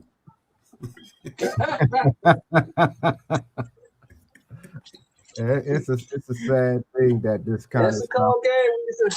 This is a cold country we live in, people. This country's cold, man. There's some cold stuff going around here. And it's It worldwide. was really what really exposed it though. If we want to be honest, is when Superhead wrote that book. The whole video when Superhead wrote that book, the whole video vixen era, and then she came out and exposed. No, I never read it. But when she came out and exposed all that stuff, that's what really because it had already been hearing rumors. I remember hearing like a decade ago or 2 decades ago that Cassie was Diddy's sex slave, and this was before social media. Yeah. So we've been literally knowing this for decades about this shit with Diddy. That's why it's not hard for you to believe. 2 Cents, do you remember who originally told us about all this? Who? Wendy Williams. Oh, yeah. Wendy Williams was talking about this in 1990. 91, she was telling us this was. Yeah. Hey, 2 Cents, that's the Superhead book. It is crazy. I did remember. I did read the book. It's good. It was crazy. Because I don't think it's fair. Like I think hoes should have discretion, and I don't think it's fair for you to come out and write a tell-all book about all the whole shit you've been doing. Man, discretion nowadays don't exist. It don't exist. Nah, boy. It used to be shameful for women. Women used to try to sneak and sell coochie. They sell coochie. Why the hoe can't tell what she been doing? Why she can't That's tell? not what you listen. That's not how it go. That's what I'm saying. Like when you doing certain things, you got to play by the rules of said thing. If you're gonna do the wrong thing, you got to do it the right way. If you gonna be a hoe, you need a level of discretion. Like just because you a hoe don't mean you just don't have to conduct yourself and carry yourself in a certain manner. That's what I think. I don't think just because you a hoe. Here's my problem with Diddy, right? Here's my problem with Diddy, right? The broad got at him. Y'all know the broad got at him. She said, "Look, check it out. I'm finna write this book, and I'm finna tell everything. Or you can give me $30 million and I'll leave it alone." Diddy is that what she was trying to do? About Cassie? Man, yeah. Diddy said, "Do what you got to do. I ain't give you nothing." She said, "All right." She put it out. As soon as he seen it, he like, "Wait a minute, hold up, whoa, come on back here. Let me give you this $30 million." But it was too late because by the time she put it out, the fans had got wind of it. It was a wrap. It was over. See, they thought the tape had he thought he had bought the tape, but a security guard used his own phone to make a copy of the original tape. See, the original tape he did buy for $50,000, but the security guard had a copy on his phone. That's why that tape still showed back up. How did they know he had it? That girl, bro. Diddy crossed. He should have paid that girl when she asked him the first time. He should have paid it. He should have. As soon as that tape came out, he saw the tape was coming. He paid it, but it was still too late. But it's something deep. We got to be honest, bro. It's something way deeper than that shit. With Diddy, he crossed some people, bro. He did. I'm surprised he's still alive. Yeah, he crossed some motherfucking people. That's why he going through what he going through. They been knew, cause you gotta think they been knew Diddy was doing this shit. Absolutely. He He's been doing it was for pissed decades. off. He's been One doing of this his since white the dad. 90s, bro. He's been doing this since the 90s. Exactly, and getting away with it. Same with R. Kelly. Hell, they knew about Bill Cosby in the 70s. Man, they strategic when they want to expose powerful, well-off black men. We knew 20 years ago about R. Kelly. A tape came out. The tape We been knowing the nigga was a pedophile. Oh, yeah, you can buy the tape on the street at that time. We been knowing. Hey, two cents. You said you saw that tape when you was in college? Nah, it came out. I ain't see it, but it came I out saw when that I was shit like, when I was in high school. elementary. I was like in high school when that shit came out. You could buy that tape on the street. When people used to sell videotapes on the street, you could buy the tape then. I saw that tape. I think I saw that tape. Y'all all going to jail. I got the pen. I got the pen in 2003. I saw it in 2003 the first time I saw it. Y'all all going to jail, bro. If you got that tape in the house, like, wow, you going to doing that. That's a federal offense. Yep. And so my thing is, like, y'all been knowing R. Kelly was a pedophile. Nobody cared. No different than Diddy. No different than Jay-Z. They know what the fuck, man. But the general, Jay-Z, I don't think the general public really knew about Diddy like that. No, we been hearing rumors for years. Yeah, but no, we knew about it. Pay, we knew about it. Other folks weren't even tripping on him like that. We knew though. And then you got to think about Hugh Hefner. They was doing it, blaming it open. They got a whole reality TV show. That's not the same. That's not the same. That's not the same because Hugh Hefner connected to them folks. It's not the same. Yeah. Wait. 2 cents. There's a 13-part series called The Secrets of Playboy. It should be on. I forgot. I'll think of the name of the network. It still comes on. It showed it told these women are now talking that were part of the Playboy Mansion. One, there were other mini Playboy Mansions. There were girls who were assaulted. These were the B-level girls who was assaulted at some of the smaller Playboy Mansions that people didn't know existed. There was a group of girls who got killed who got unalived at a cabin that the Playboy Empire owned. There were a number of girls who were assaulted and couldn't say anything. Of course, the same thing that we see now, drugs, alcohol, and so forth was used. Now, the feds did try to go after Hugh Hefner big time. As a matter of fact, he was connected. He got big during the time of the women's movement, the feminist movement. Right. So he was challenged big time. They just didn't get him, but they tried to get him. Same thing with Larry Savage, who owned Hustler magazine, and the guy who Larry Flint. You talking about Larry Flint? I'm sorry. Yes, Larry Flint. And the other folks swear they not going after these white people though, Mr. Greg. Huh? They swear the feds ain't going after these white people. No, they went after him. They went after the one who owned the third magazine. It was Playboy. It was Gallery magazine. Not Gallery. You talking about Fred Cioni? Yeah, Cioni. But those were the smaller magazine he owned. But the big one he had was called it'll come to me. But they took him to court. They went after these guys, but they knew how to play the game better. But if you remember, Greg, when they was sweating Bill Cosby, you remember what he said, right? No. What did he say? He said everybody was putting dope in people's drinks. Quaaludes. Yeah, Quaaludes was big time. Yeah, Bill admitted it. Yeah, everybody was using Quaaludes. Admitted he did it. Everybody. It wasn't no big deal to put a little pill in a girl's drink. Take it to the pad. That was no big deal. But man, see what I can't rock with though is you slipping the woman a Quaalude without her knowledge, and then she passed out, and you getting limp vagina. I don't want a woman unconscious. But you're not a weirdo. The thing about that, Quaaludes don't knock you out. Well, it was knocking the ones out that Bill had because he was using something else because Quaaludes do not knock you out. Well, whatever Bill was using was. I mean, he was using that too. Bill was using that Spanish fly. Hold on. Shout out to No Cap on the panel. What's happening? No Cap, what's your 2 cents? What you got for the show? What y'all talking about? Bill Cosby?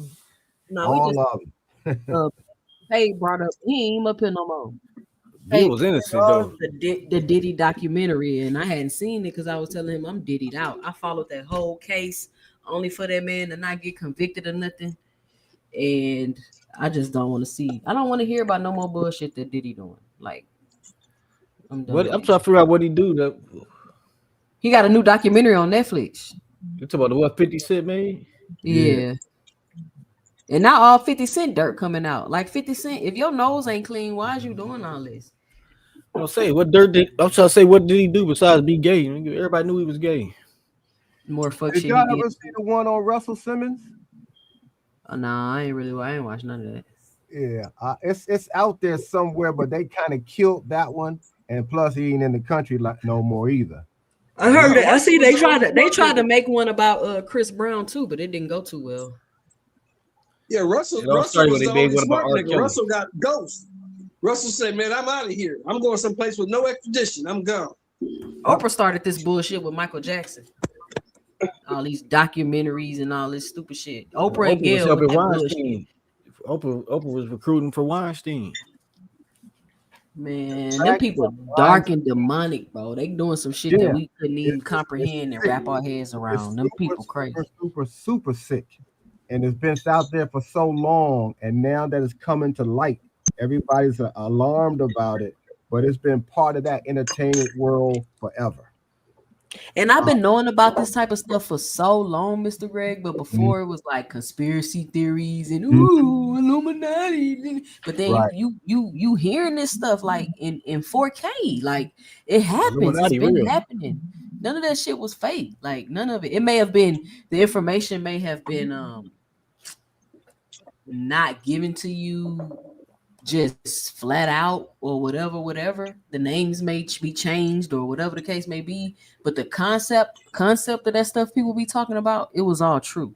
And people just didn't want to believe it. That's why I said something. That's why I used the example of Jackie Wilson. He was like a major superstar. Nobody would ever believe he'd be out there trying to assault women, but he was. Because people don't realize. That's just like somebody like Denzel Washington doing it. You're like, nobody gonna believe that. But I'm not saying that he did, but I'm just saying that's how big Jackie Wilson was back in that day.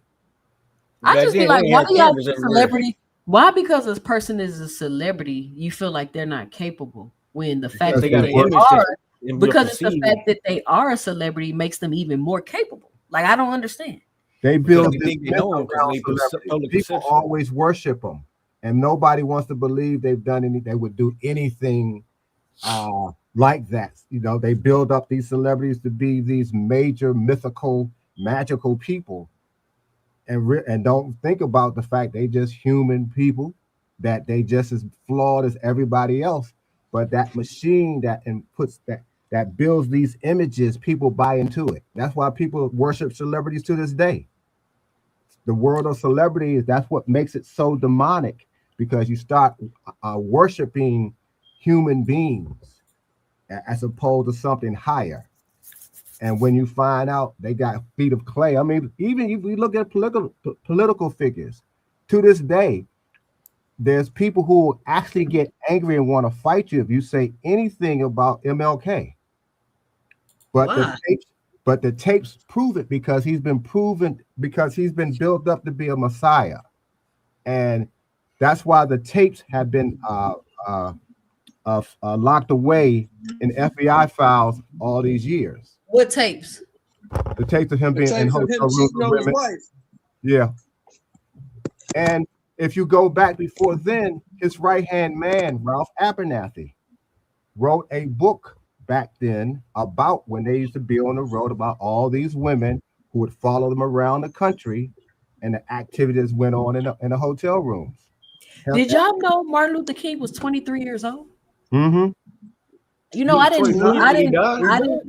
know. Listen, I when he didn't died, really. he was 39. He was only 39 Right, I was when about he to died. say. I was thinking, I'm talking about when all that stuff he started, like the civil Yeah, he rights was and all that. he was fresh out of college. He was so fresh out of college. young. He was so young. Fresh out of college.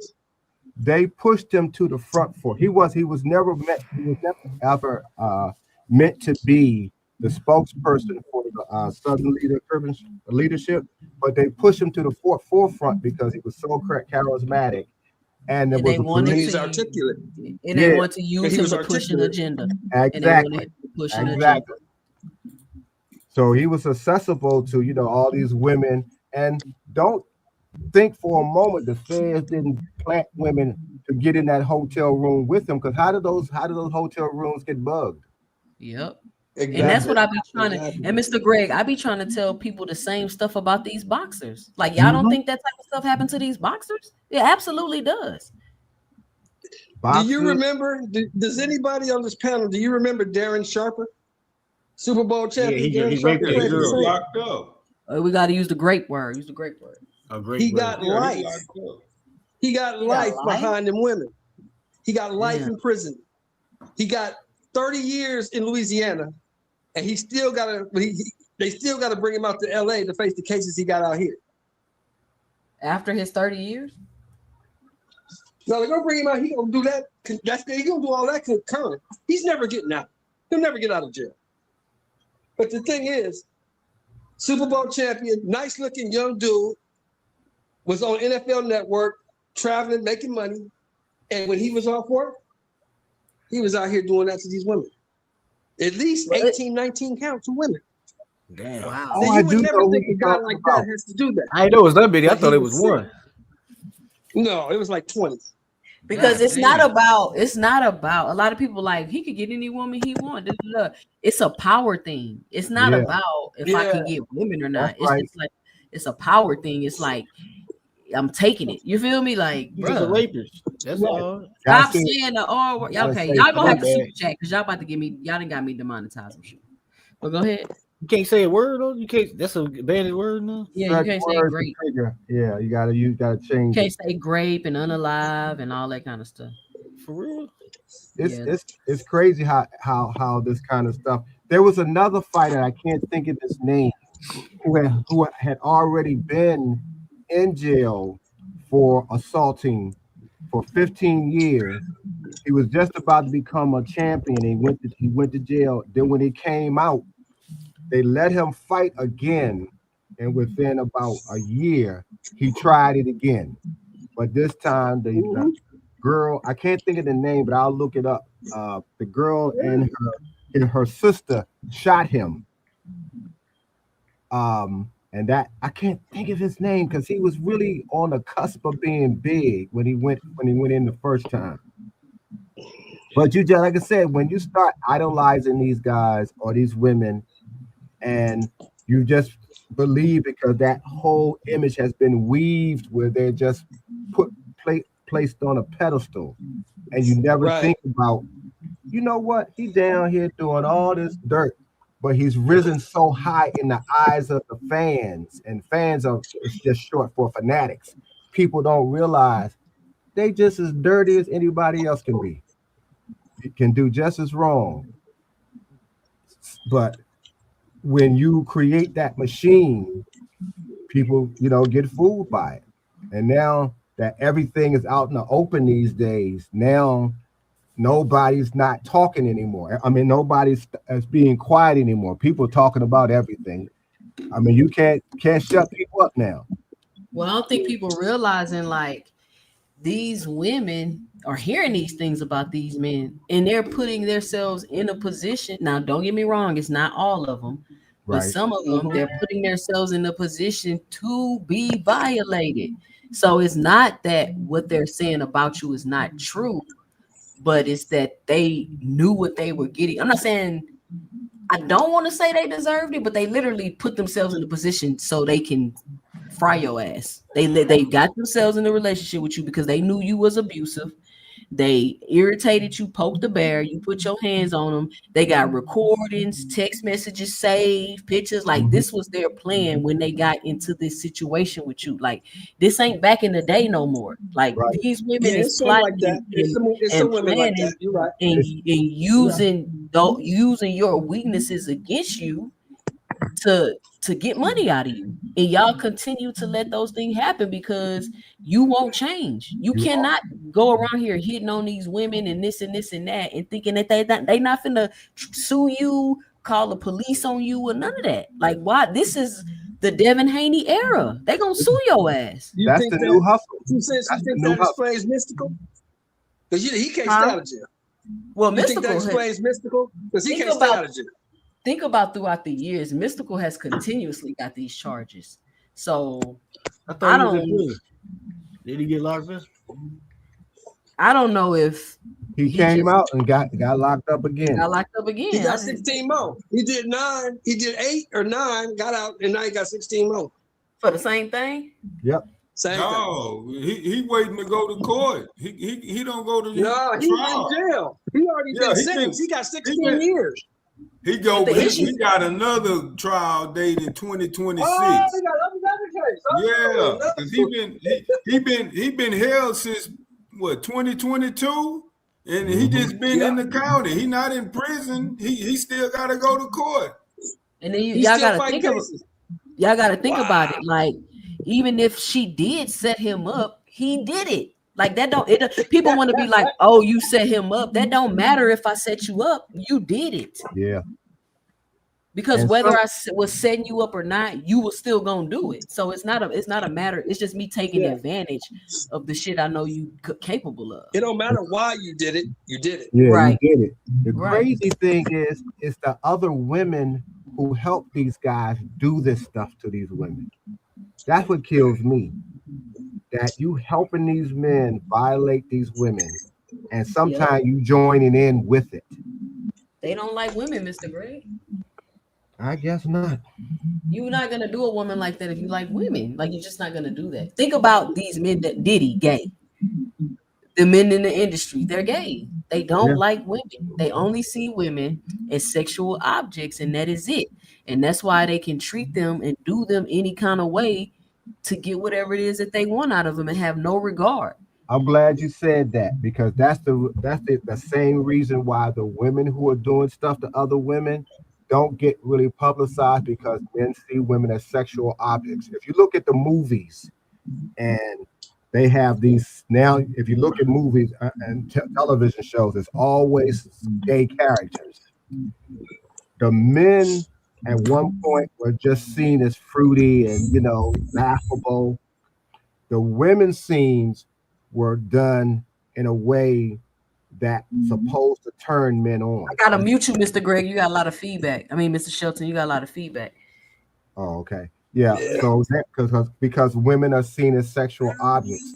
So now you don't see the way they do women's scenes like that now. They have to be so romantic and so otherworldly.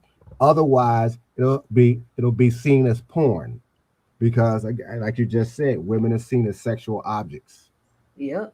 And it's getting even worse now. Think about it. Like, I don't even think people realize it. Like, all this talk about, oh, a modern woman is this and a modern woman is that. And I'm like, what type of woman do y'all think y'all are gonna get in modern times? You're gonna get a modern woman. We're in modern times. This ain't the fucking 60s. Aren't y'all modern men? We're all in 2025. So to me, to be like, oh, you're modern, you're acting like da-da-da, like y'all want a woman from the 60s. Women from the 60s and the 50s, they didn't have say. They didn't have any control. They wasn't having jobs and making their own money or none of that.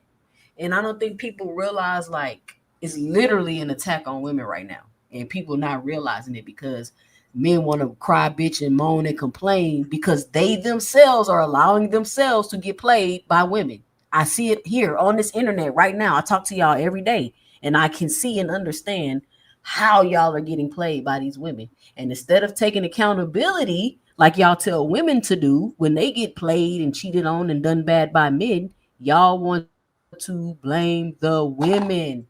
And it's like, no, take accountability for the women you decided to talk to and the decisions that you made. Take accountability for that. You didn't have to get that crazy ass lady pregnant. Now she your baby mama. That was on you. You had complete control to stop that. I don't want to hear she enticed you or she did. I don't want to hear that. Where is the accountability from the men? That is what we're lacking. It's lack of discipline, and that's a hard thing for a lot of younger men to exercise because the temptations are so strong, and you just decide that I go ahead and do this, I can do that, especially when you start getting money.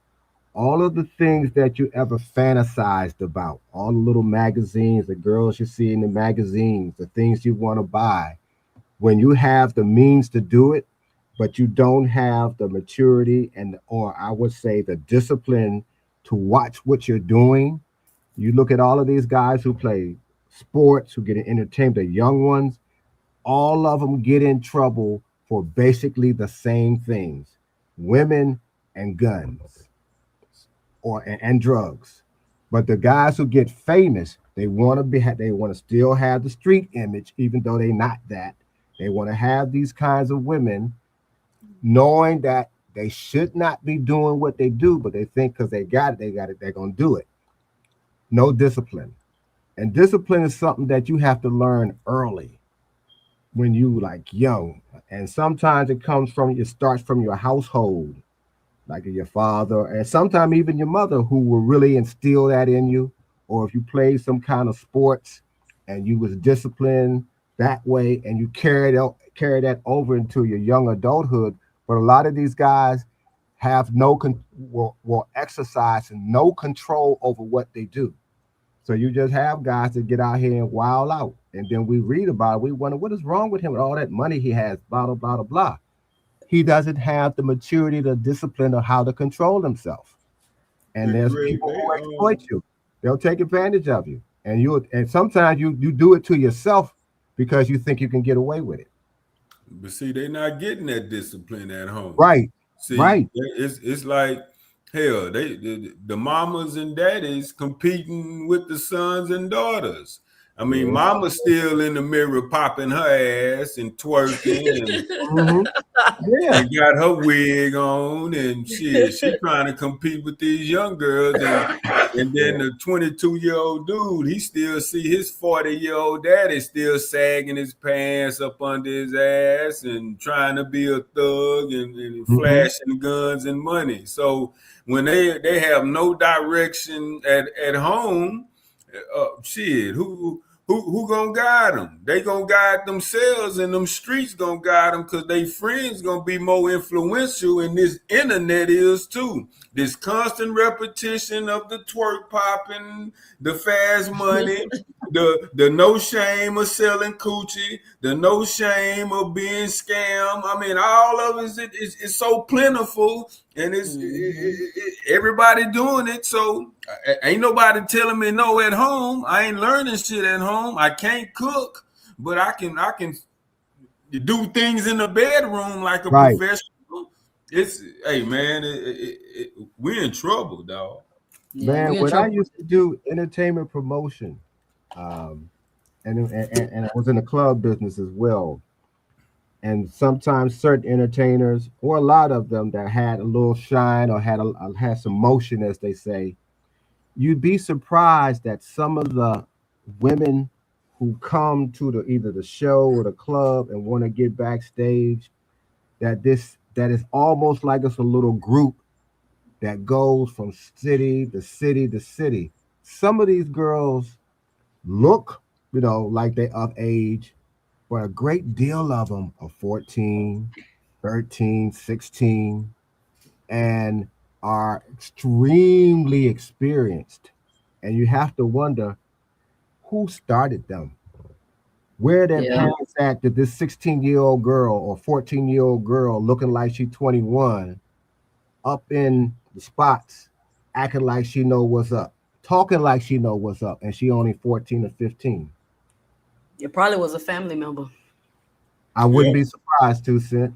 And of course, if you look at how their bodies got developed, this is before a lot of them started doing the surgeries.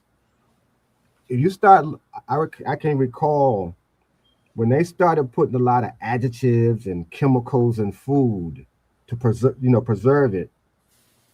A generation later, you started seeing 12-year-olds developing rapidly. Yeah. Well, now you got to watch the 12-year-old because she looked like she's 18 because of what her body looks like.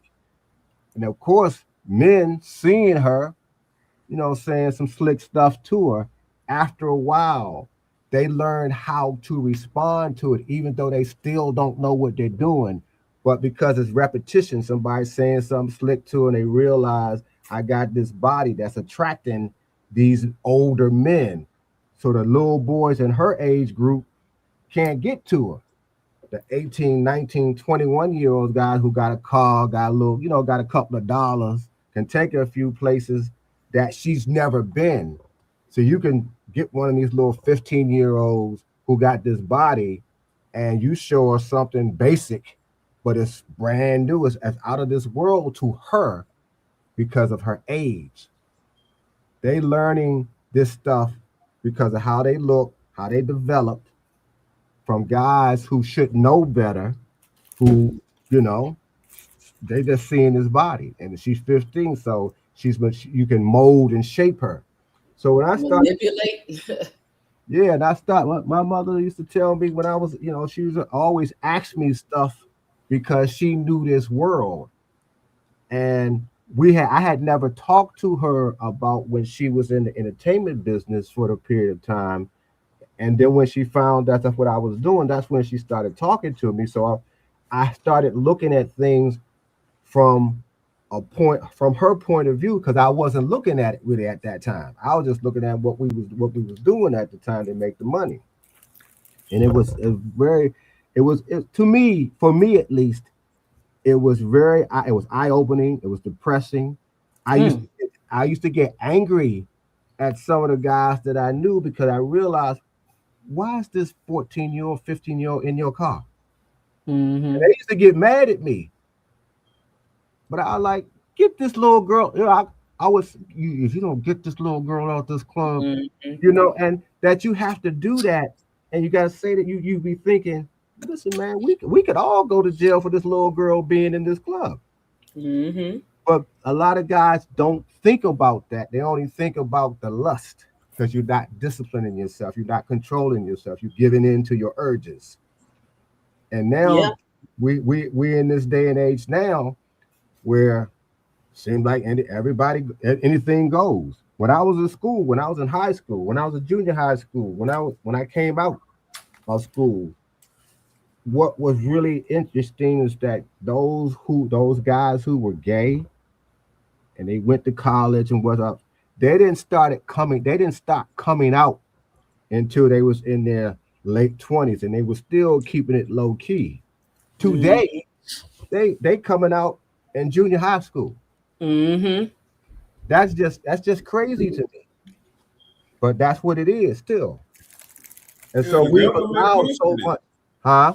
I say the government pushing it now. Yeah, we don't allow anything to go now. And so anybody who's trying to talk with some kind of sense to try to govern this, to try to bring some order, you the bad guy now. Let it all hang out. Let them do what they want. Let them be who they are, Well, I mean, we see the whole gay agenda. It should have never let you niggas get y'all ears pierced in the 80s. It's been all downhill since then. I ain't never got my ears pierced. It's been all downhill. It's crazy, but that's how it starts. Little small things just like that, piercing your ears. Out here with little or nothing clothes. But you know what, Mr. Greg? The men used to dress real fruity in the 80s, though. Because nobody was thinking about that. Yeah. People had the short shorts, the shorts that was like, you look at the basketball shorts in the 80s, they was like man, those shorts are small in the motherfucker. But nobody never thought about that back then. Subtle. She wasn't part of the damn. It wasn't. It was a different world. Nobody was thinking about that. Like now, everything is pause. You got to say pause before everything. Well, see, that's the trick, though. Let me tell you about that pause shit. Why I think it's stupid. I think it's dumb to manage gay thoughts all day. I think that is so weird for men to be like, oh, was that gay? Pause. Oh, wait, what I say? Pause. Like, why are y'all managing gay thoughts all day as a straight man? That's that follow a trend, follow the leader shit. That's simple mindedness just on display from people who follow trends, whether they say bro, every other word, bruh, whichever the catchy Well, that's just the phrase. slang. You know how the slang Listen, goes. right, but whatever the catchy slang is at that time frame, and they just got to pick up on it and repeat it. I mean, when you caught up in this matrix, you don't think for yourself, and you don't even realize it, and you following right along like everybody else. Well, managing gay thoughts should not be a trend for straight At men. all. Like that shit is weird. It has been. At all. Like if Because somebody, they put everything is, you don't want to be perceived as that, so you got to say pause. But you don't understand. You saying pause is you being perceived like that because you saying pause because you having gay thoughts. Like that shit is ass backwards. But that's because Dame Dash and Cameron just made the shit pop. They made it seem. I mean, I can remember when guys used to see you had a pair of shoes on or a nice suit, and they you don't know, they might say, "Hey man, I don't want you to think I'm funny or nothing, but I like them shoes." So it was always this the gay thought, as you would say, to make sure you don't mistake me for being that way. So you have to qualify a compliment that you give another man. It's still like that now. I don't know why y'all acting like it don't go down over here on 2 Cents After Dark, and we don't be up on the late night tip sometimes. There's too many people coming in the chat talking, I didn't know you was on late. Listen, it's Tuesday, it's 2 Cents After Dark. Yeah. Come on, y'all. Supposed to know that. They supposed to know. This is where it go down on Tuesday nights. Boxing talk, world talk, conspiracy talk, whatever you want to talk about, we got it going down over here. But yeah, do y'all talk to your nieces and nephews and sons about some of this stuff so they can be aware? I talk to my kids about it, but I feel like they just be looking at me like I'm crazy. Cause see, my oldest son. My oldest son was kind of like, I would use the word regular, but my other two boys, like they're weird. Like they homebodies. They don't talk to nobody. I'd be like, where y'all friends at? Like y'all not like, they're just different. They're not like how I was growing up. They introverted. Yeah, they introverted. Especially my youngest son. He real introverted. Like I gotta make him say hi to people. Like, bruh, when you walk into a room, open your mouth and speak. You know what, that's you probably got some of the safest kids right now. Because I got 64, a total of 64 nieces and nephews and grandnieces and nephews. That's awesome. It's awesome. And what's funny, on my side of the table, or my nephews, oh man, sometimes I worry about them because see, four of my brothers, three of my sisters are gone and one of my brothers are gone now, but they had sons and daughters, and their sons and daughters have children, and so much stuff they get into, so much stuff. I mean, some stuff is maddening, but you have to watch them because there's so much available to them. Either going to be getting into a lot of trouble, or you're going to get into a lot of life experiences that you're not quite ready for because of how you look or who you are or what your last name is, so to speak. And by default, I'm kind of the patriarch because I was the oldest son, but I wasn't the oldest child. And I can't say I have alluded to some of the stuff that happened to me in my lifetime. So I try to teach these things to them. I tell them about the times that I was in the club business and clothing business when I was out in the street a little bit, not so much to brag to them, but to prepare them and let them understand. I know what's going on with y'all. I know what y'all facing, and here's what the other side look like if you make these wrong turns. A lot of times the parents of the day, I guess, because most parents now, I guess, who are in their 40s and 30s and haven't had children early, are out there with their children, their darn selves. So You can't teach them that. It's hard. It's harder to teach them not to do these things when it's all around them and it's normalized. It's on TV. It's in the movies. It's in the music. Yeah, it's hard to fight against that crazy. You fighting almost a losing battle. So when you got kids that are, like you say, your children are more introverted. They like to be at home and be around you. Right now. That's the safest place for them to be. Man, I be like, where are y'all friends at? Leave me alone. Nah, mama, hold on to them as long as you can, because this world is eating them up. Yeah, it's different now. Especially the boys. Playing outside to the street lights came on. The boys are being dropped earlier and earlier in these streets. The graveyards are full of them. I can remember down in Lorton Penitentiary down here in DC. That Lorton was actually 5 jails, and maximum security. 80% of the inmates in maximum security were under the age of 25, and all of them had murder charges. That is because you know why? They've made murdering people cool. Mm-hmm. Like there is no genre, or I don't care if I was a teenager or not.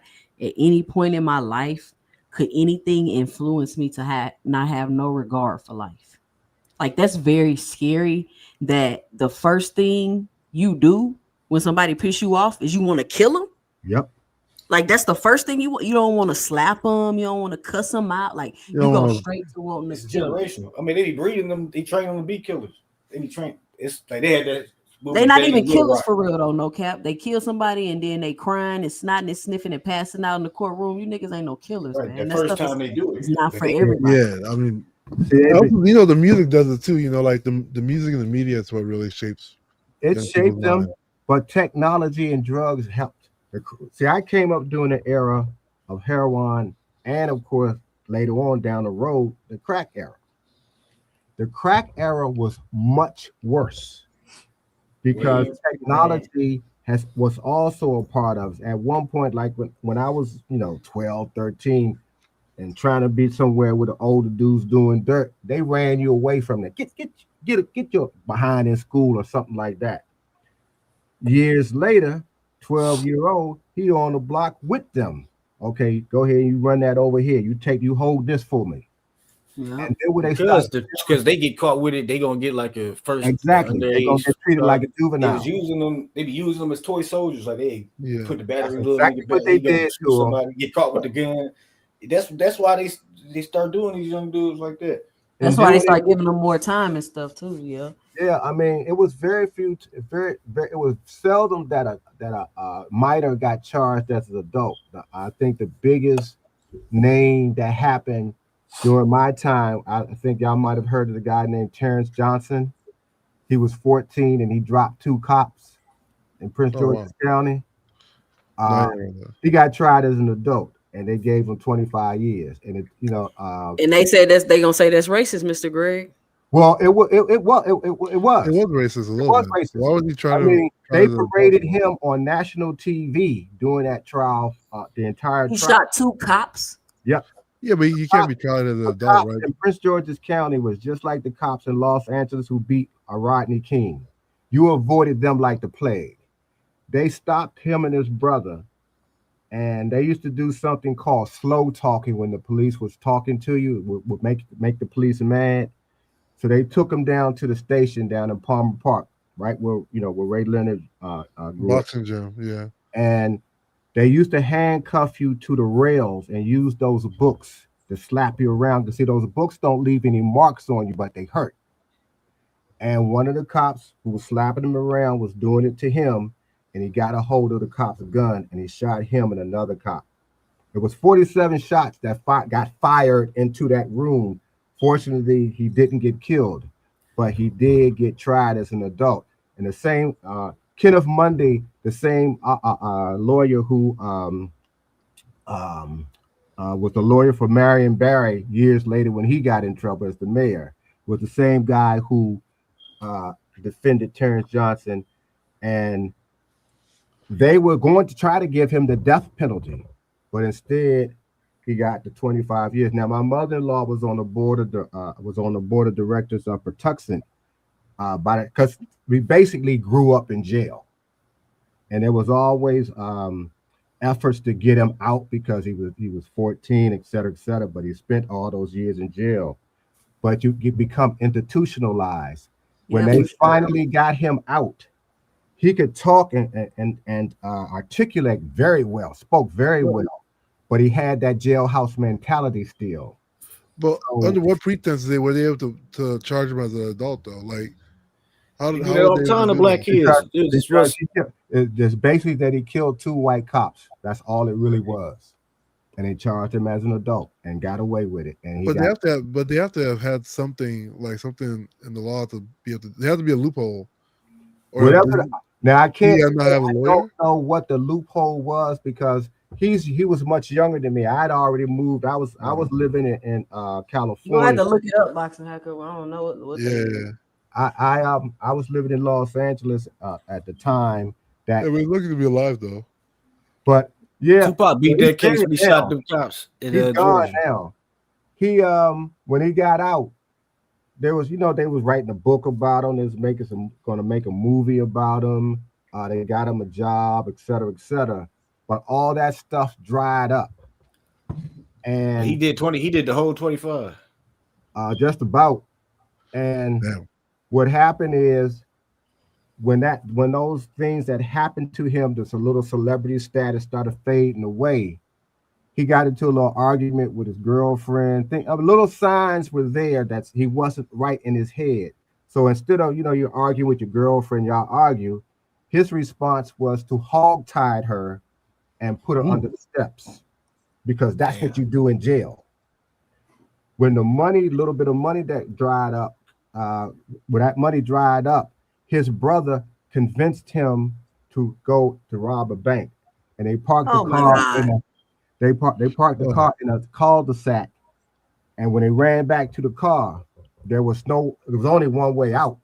The police was already there, and so what he did, he knew he was going back because there was always that animosity about him killing those 2 cops. Still, after all those years, he shot himself. Wow! But if you think about now, the young boys who caught murder charge. That's why I brought up the stuff about Lorton. There was a whole lot of 15 and 14 and 13-year-old killers that came out of the crack era. Because and then the crack babies. That's why you got these kids out here now not afraid of nothing. These boys they don't care about killing you. Especially Chicago.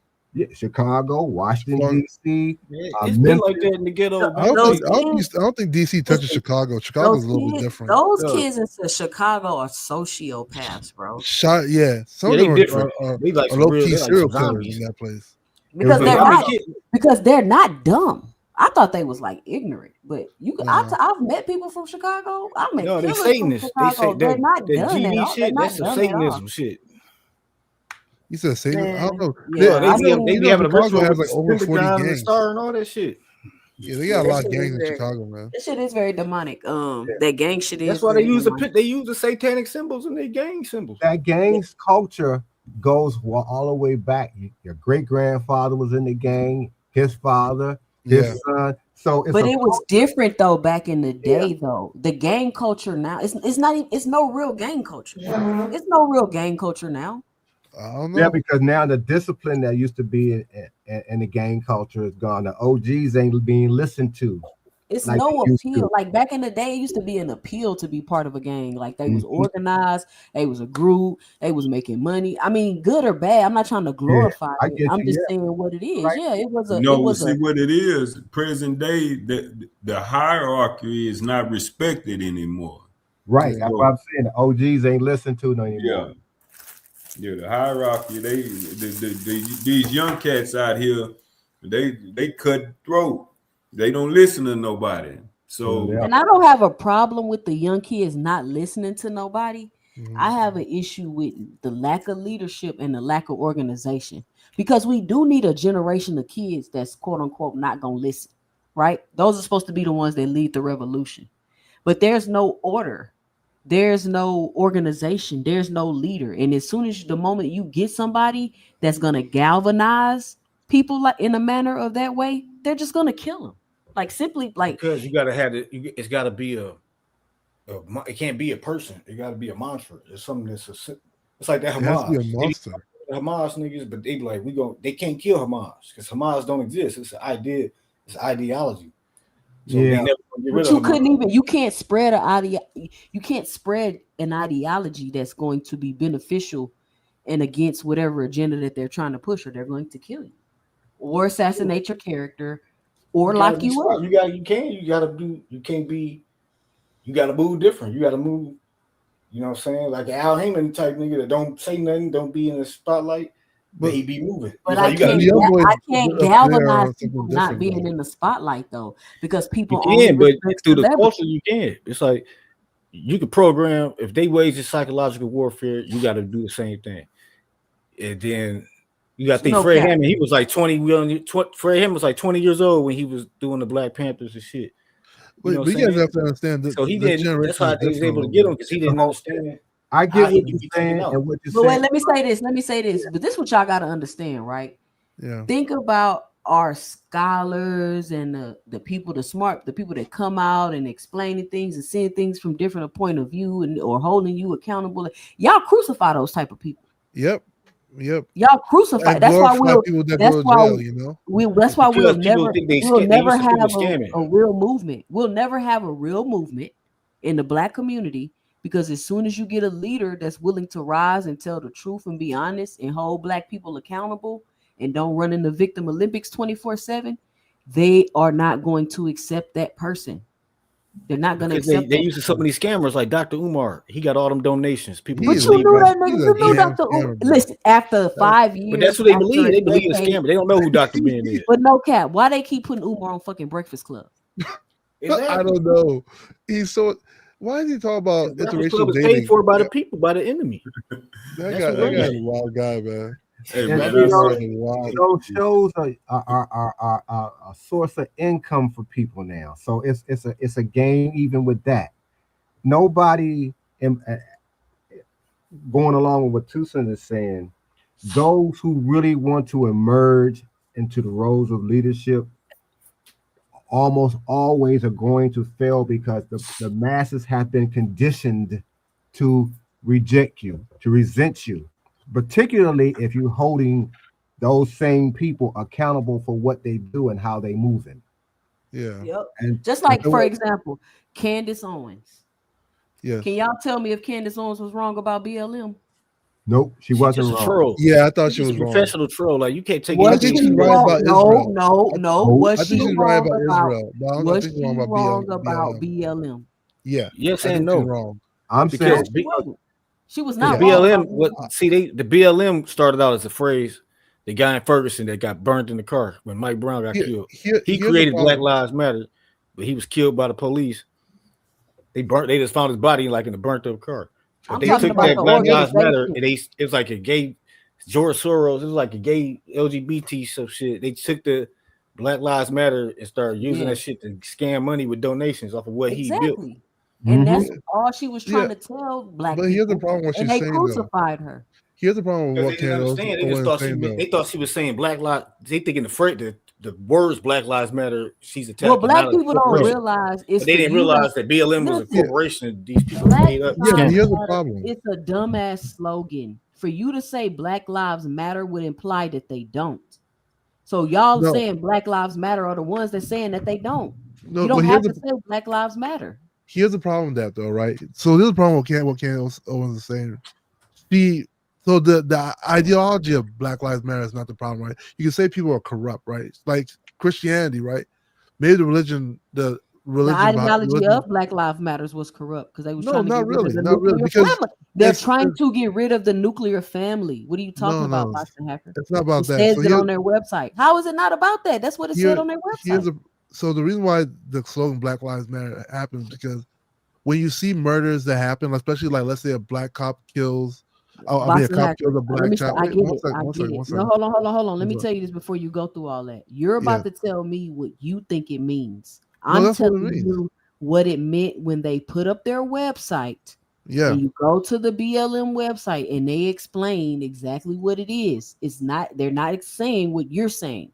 See, what happened was people heard Black Lives Matter and they had a perception in their mind of what they thought it meant. And that's how a lot of this shit gets y'all, because they present it to y'all in a way, and y'all think y'all are supporting a movement that means one thing, and y'all are supporting a movement that means absolutely something else. They putting y'all in the trick bag. Well, so here's the thing though, right? Like I said before, like you can take Christianity or any religion, right? And there's bad actors in those religions, right? But you won't just say Christianity is bad or Islam is bad or Buddhism is bad. But there's always bad actors, you know. Same thing with BLM. So like, so what Candace Owens does, she looks at what people do, and she says BLM is a problem. BLM is a movement, so it's an ideology, right? It's a thought process. Is there something really wrong with What was ideology? the thought process of BLM and the ideology, Boxing? So basically what happens is that, like I said before, like if for instance, like a cop kills a black child, right? Justice is not served equally, you know, versus when a white child is killed. So it's not to say that not all lives matter, but black lives are in question. The importance of black lives become in question because there's so much inequality that happens in the justice system. And that's what they want you to think, Boxing Hacker. But those billions of dollars, first of all, who's donating $1 billion to Black Lives Matter? What? Why are you getting donated $1 billion? See, what you said is what people thought BLM was, right? But now you're talking about the bad actors, right? So that's what I'm saying. Listen, no, I'm not talking about the bad actors, Boxing Hacker. I'm talking about the real legit agenda of BLM is not what you're talking about. This isn't a few people that did something wrong. This was the whole organization being based and being funded to destroy the nuclear family. It's a Marxist organization, Boxing Hacker. Run by two lesbian women, Boxing Hacker. It's not about bad actors within the organization. The whole organization and ideology behind it was bad. Let's see. And she wasn't even going after the ideology. She was going after those who were taking the money. Okay, let me read this, right? It says Black Lives Matter is a decentralized political and social movement that aims to highlight racism, discrimination, and racial inequality experienced by Black people in the United States, and to promote anti-racism. And I'm telling you, that's a lie, Boxing Hacker. So here, it primarily concerns our police brutality, racial motivated violence against Black people. So this is the idea. This is ideology. What you're arguing. So I just Googled it, right? What you're arguing is the bad actor. Boxing Hacker. That don't mean that's the right information because you Googled it, bro. So you want to go to the website? Let's go to the website. But Hacker, even if you do all of that, we're talking about what Candace Owens said. Yeah, so my problem with Candace Owens is that she attacks, she takes, how can I say this? She takes the bad actors and she says that's what the ideology is. If you say the movement is bad, then say the movement is bad. Who was the bad actors? I'll say this again. Like I said, if you take Christianity and use the KKK, Boxing Hacker, who were the bad? No, listen, hold on. Who was the bad actors in BLM? So the people who started, so she targets the people that started the movement, the people that run the movement, the people that are taking money. Yes, I get it, but those are bad actors. Now, so the people that the movement itself is not bad. Wait, slow down. The actors so the people are bad. that started the movement and that was running the movement are bad actors. But the movement is not bad. So can you tell me? Bad, no. Okay, can you tell me what came out of the BLM movement and the billions of dollars that they got? So what came out? The money that got embezzled? Is that what you mean? I don't know about the money that got embezzled. Like I said, there's gonna be bad actors. What did the BLM movement do? What was the benefit of it to Black people? Well, I think it helped rally a lot of Black people, and then also it brought to light what was happening. You know, like we already knew that. But it's good that we stand organized together, you know, when things like that happen. Standing ain't doing shit. Standing together is not doing a bitch ass thing. I don't give a fuck. I mean, but if people back in slavery, they said the same thing you said. Slavery still exists, right? Slavery. I mean, if you don't stand for something, you fall for anything at that point. And y'all are falling for anything like you right now. You falling for anything. I don't know. Like I said, if I said the KKK is bad and I said Christianity is bad because KKK is primarily Christians, You just said that the You people see how that it works? started It's the like movement. you're You just attacking said an the people that ideology started the because of movement bad are bad actors. actors. What are you talking? So if Yeah, the people they're that just started the religion is bad actors, is still a good religion? yeah. So people that started religion are bad actors. Yeah, because you're looking at what it is versus the people. Yeah, people can be running it bad, but there's some people who are generally for like pushing like Boxing black hackers. equality. You But do know that, right? It's not BLM. everybody Okay, in let me BLM ask is you this. bad. Okay, so what came out of the BLM movement, Boxing Hacker? Like I said, unity. So unity against these situations, like, and it also like creates a bigger voice. When everybody's together saying, "Hey, this is wrong. What's happening to the black community?" I think it helps. How long has this been happening to the black community, Boxing Hacker? For a long time. For how long would you say? Well, inequality, it feels like forever. It's always been like that. So if it's always been like that, at what Yeah. point do you think it's gonna change? But here's the thing: if you don't do nothing, what else will happen? You just said forever. So at what point do you think standing together with our voices that's It gonna chips change away anything? at it. I believe it chips away at it. It chips away at it. Yeah, So and if brings things to light. Because if you have a bunch of people, if nobody ever says anything to say, if everybody just doesn't say anything, stuff just happens. I didn't say nobody should say anything. Yeah. What I said is y'all got thrown in a trick bag. Billions of dollars got donated to a organization like BLM. Somebody tried to come out and put attention on it and let you know that you was getting scammed, and y'all crucified this lady. Now, only to come back around and find out that everything she said about the organization was true. Listen, I support Candace Owens when she talks about Israel, AIPAC, all that stuff. I support her on that. I think this is the United States of Israel at this point, But like, as far as like her, so I don't know her. I feel like she's worked with like far right Republicans, and they made her push an agenda. I mean, she probably believes in herself. What agenda did she push? For instance, like this guy George Floyd who died, right? George Floyd. She had this whole excerpt, so like what Ryan Garcia was saying, right? Where Why it's like, was George Floyd a hero, Boxing Hacker? Nobody made him a hero, but what happened? Oh, he absolutely was a hero. He absolutely was a hero. No. He had murals all over the world. Yeah, a fallen hero. So like statues for what? Because he got a nigga that got killed by the police. So wait a minute. Hold on. See how you put that, right? That you sound like a white cop that said that. So because you're missing what happened there, right? Yeah. Black people do plenty of things that they should be acknowledged for all around the world. Yes. But you're gonna take somebody that was killed by the police. It was an injustice. I understand that, but you're not a hero because you suffered an injustice. Nobody made him I don't know, like a poetic hero. I never heard somebody say he's a hero. Like he's dead. George Floyd changed the world. Lionized him. Yeah, what happened to him affected our society. Yes. How? But idolize somebody that got killed by a cop. What do you mean idolize? How many people get killed by cops, Boxing Hacker? Lots of people. But here's the difference though. When people when white cops so kill they black used people, George Floyd's killing to promote an agenda that was not beneficial to black people, even though they were acting like it were. Billions of dollars. Am I not being clear? Yeah, I'm not false. So what do you think people should have done when George Floyd got killed? Say nothing? What are you really claiming here? They could have said whatever they wanted to say, but to start an organization and raise billions of dollars and launder it and steal it. Because that's exactly what. Let's separate those two. So I'm saying Candace Owens' stance on George Floyd. No, Rosa Parks wasn't no hero. You know why Rosa Parks wasn't a hero? Because that story had happened with somebody else, and they recreated it with Rosa Parks because she was fucking light skinned. Y'all don't know y'all history?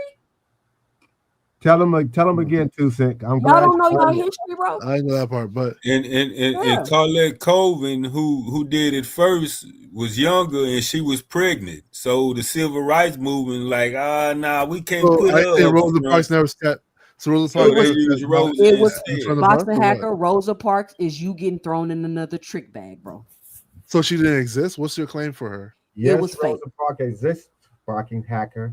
But it was planned. Somebody had already done that before. It was somebody did it before. But what she did was done before. But it Yes. didn't galvanize the movement in the way it did this time because it was planned. That's the It was difference. staged. It was fake, Oh, Boxing Hacker. It was staged by staged. who? By by black people or what? Yes, by black people. Yes, Okay. Boxing Hacker. Southern leader Christians. Oh, good Lord. My head's starting to hurt. I mean, He don't know, Mr. Greg. He I don't know. know. I mean, so I understand I why. mean, what she did was still a good thing, though, right? I think it I still had. understand. No, it wasn't a good thing, Boxing Hacker, because it was some Why bullshit. wasn't it a good thing? Because it was fake. It was staged. It wasn't real. Yeah, it was it was used staged, to yeah. promote an agenda. Why did they stage it, And Boxing what was Hacker? the agenda? To To galvanize the integrate. movement, Boxing Hacker.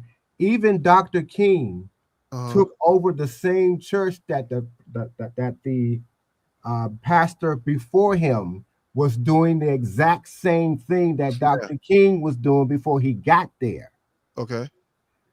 But he wasn't as effective because the timing wasn't right. They found somebody else who was just more charismatic that they could put in the forefront to be the face of the movement. But there was already somebody before him doing just like with Rosa Parks, who had already done what they then did, but this time they were able to plan it.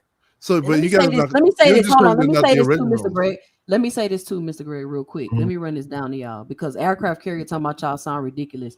Y'all gotta educate yourselves on this stuff. I know it sounds crazy because maybe this y'all first. No, listen to me. Listen to me. I know it sounds crazy because this is y'all first time hearing this stuff. Yeah. I felt the same way until I found out how this shit really went down. Let me tell you what my husband's mother told me before she died. She talks about family history and all that stuff. Integration was terrible for black people. And let me tell you why integration was terrible and the worst thing we could have did, in my opinion. Before integration, my husband's family, they had a bus line and they had taxis. Yes. They had businesses. When integration happened, when black people decided they wanted to ride the white people buses and not the black people buses, the black bus lines went out of business. When black people decide they want to ride in a white people taxi and not do business with the black people taxis businesses went out of business. So we have businesses. My husband have businesses in his family that have been being passed down that can no longer be passed down because black people no longer want to ride on the bus with black people because of a staged event with Rosa Parks that wasn't even real to promote an agenda. Now our bus lines and our taxis are out of business. And that's why I don't understand what you're not doing. Wait, can you what is this agenda that was promoted? No, just the same thing. Are we talking about equality? This why they did it, because black people was getting rich. Black people was living better than them, dog. Wait. They couldn't take it, nigga, so they came up with a plan to destroy the shit. And that's what is they this did. agenda? Is it equality? It's like the Negro League was making more money than the Major League. Because everybody wanted to see the Negro League because it was better. So they integrated the Negro. They integrated the Major League to get rid of the Negro League. That's what I'm saying. Jackie, was that Jackie Robinson? Mm-hmm. Jackie Robinson was on some bullshit. But what agenda? What agenda was pushed though? Was it equality? What agenda are we referring to? They was jealous of black people's economic success. Hold on. They were destroying the economy of black people. They were destroying the economy. Boxing Hacker, keep up. Boxing Hacker, keep up. Man, you say integration destroyed the economy for black all our ownership. I mean, we had our own. We had our own movie theaters, restaurants. But the white man ice was cola. We wanted to drink the white man water. We wanted to sit on the toilet next to the white man. So everything black fizzled out. Why are you in these white people restaurant if they don't want you there? Spitting in your food. So here's the thing, though, right? No, Boxing Hacker. I'm going to answer the question. Why are you in these white people restaurant if they don't want you there? Can you answer that for me? Why are you in white people restaurants if they don't want you there? Yes. Well, I mean, this is an interesting question, right? It's all about equality, right? Like everybody's fighting for the general principle of equality. What are we trying to be equal with? The equality is every you man have a restaurant should be and I have a equal, restaurant. Listen, regardless Boxing of Hacker. skin color. Yeah. Boxing Hacker. Me eating in a white people restaurant has nothing to do with equality. A So white person yes, can have. you will say Listen, that, but that's not listen, true. listen. If white people can have a restaurant, black people can have a Yes, restaurant. and they can still do that up to today. Listen. Where Okay. it's no equality. See, they fucked your head up to change the whole definition of what equality even means. First of all, it's not about things being equal. The universe is not equal, it's balanced, first of all. So you trying to reach equality, that shit's not gonna happen. Nothing's equal in the universe. It's not how it works. Everything is balanced. There's a balance. It's not an equality. So if white people can have a restaurant and black people can have a restaurant, that's equality. Now, if they say the white people, the only people that can have a restaurant, then you could say that's not fair because I can't have my own restaurant. But that's not what they were doing. They wanted to not eat at the black people restaurant and go eat at the white people restaurant that don't even want you here. They not even serving you food. Why is you sitting in these people restaurant? Okay, and they can't season their food. So let me just land with this one, right? So when it comes to this whole and the NAACP was started by Jewish people. Did y'all know that? And the HBCUs. And NAACP didn't have their Boxing Hacker about to explode. Boxing Hacker about to explode. I can hear.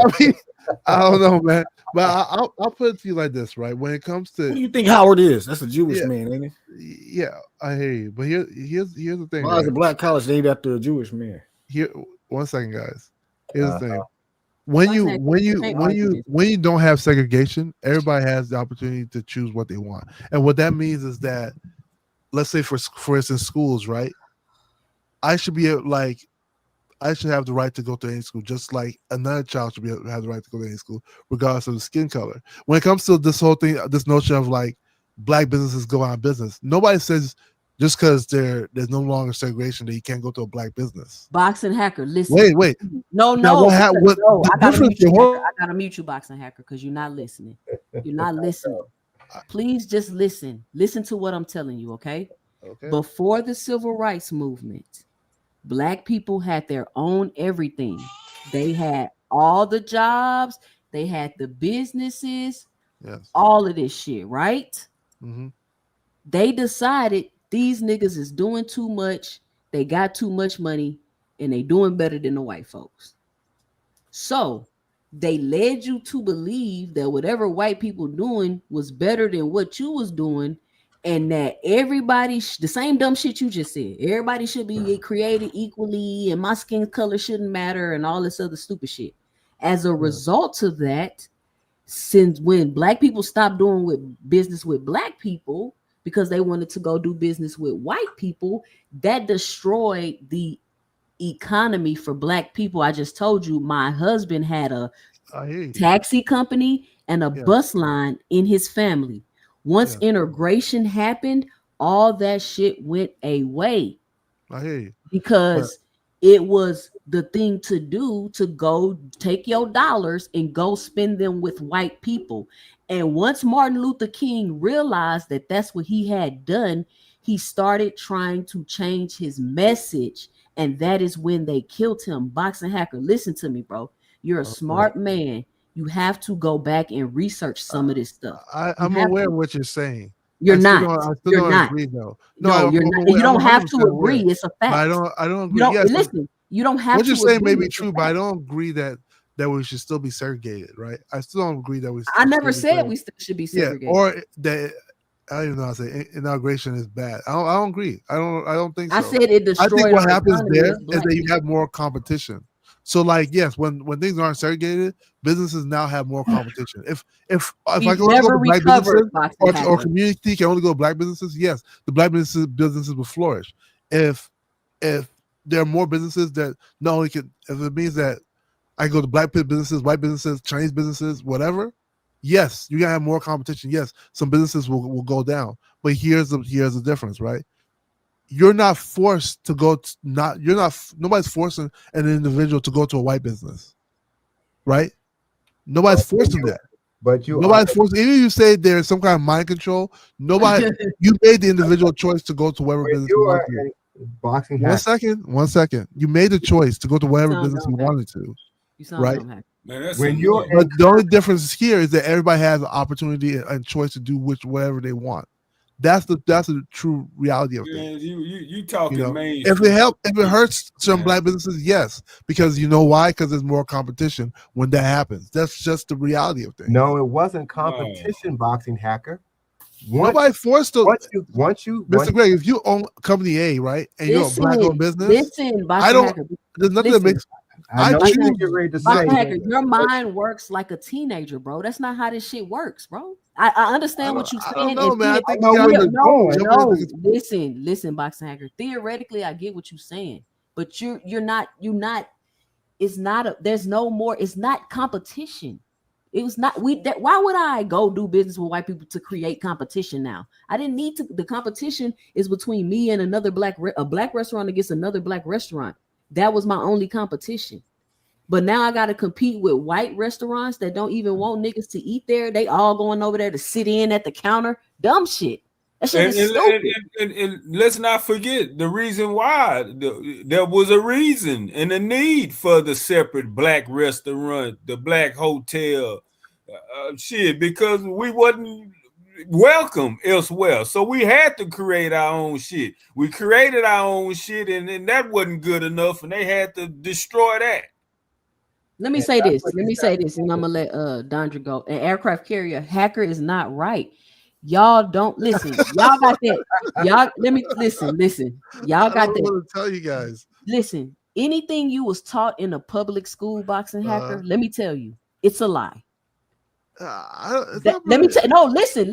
Let me tell you what. Let me listen. I think you have to jump into conspiracy. I think y'all fall into like a conspiracy.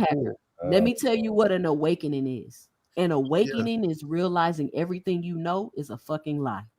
Everything you know is a lie. Everything you think you know, it is a lie, boxing hacker. Yeah. And I encourage you to go read some books, bro. Not no Google. Go read some books. I promise you. It'll change your life. And let me tell y'all a realization I had, and I'm gonna let Dondra go. I was watching Boondocks. And have y'all seen that episode of Boondocks with the Freedom Riders? I think so. No, I didn't. And I was, Mr. Gray, you gotta go watch it. I was sitting there watching that, and I looked at my husband. I said, "Is that what they were doing? They were getting on a bus and going to ride where white people were to fuck with them? That's what the Freedom Riders were doing? Can you tell me why they were doing that? Why were they doing that, Mr. Gray?" The purpose was supposed to promote integration. That was the purpose. Yeah. What took place, however, was there was some control, there was some assimilation, but it was also hurting the masses of the black community. Because once they started arresting everyone, and I know I'm all over the place a little bit, but once they start arresting the masses of people, there's something called bail. Where was that money coming from? Think about it. When you start draining a community of their resources, see these little laws that were passed that hurt us. We marching for what we thought was a good cause, what we thought was going to be a good end game.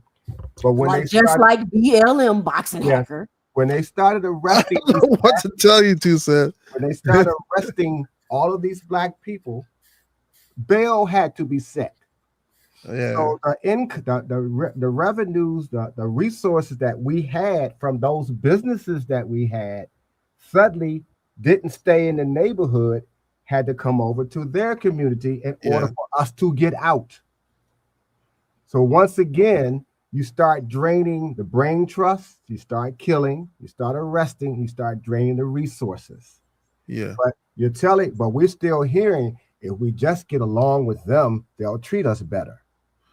No, it's not about getting along, it's about equality. Wait. If you watch this, there's equal does not mean the same. Boxing hacker, equality is a false god, bro. It's a false god. If you watch all of these films, I didn't know it was a god to begin with. Border holes, the dogs of us beating and getting beat.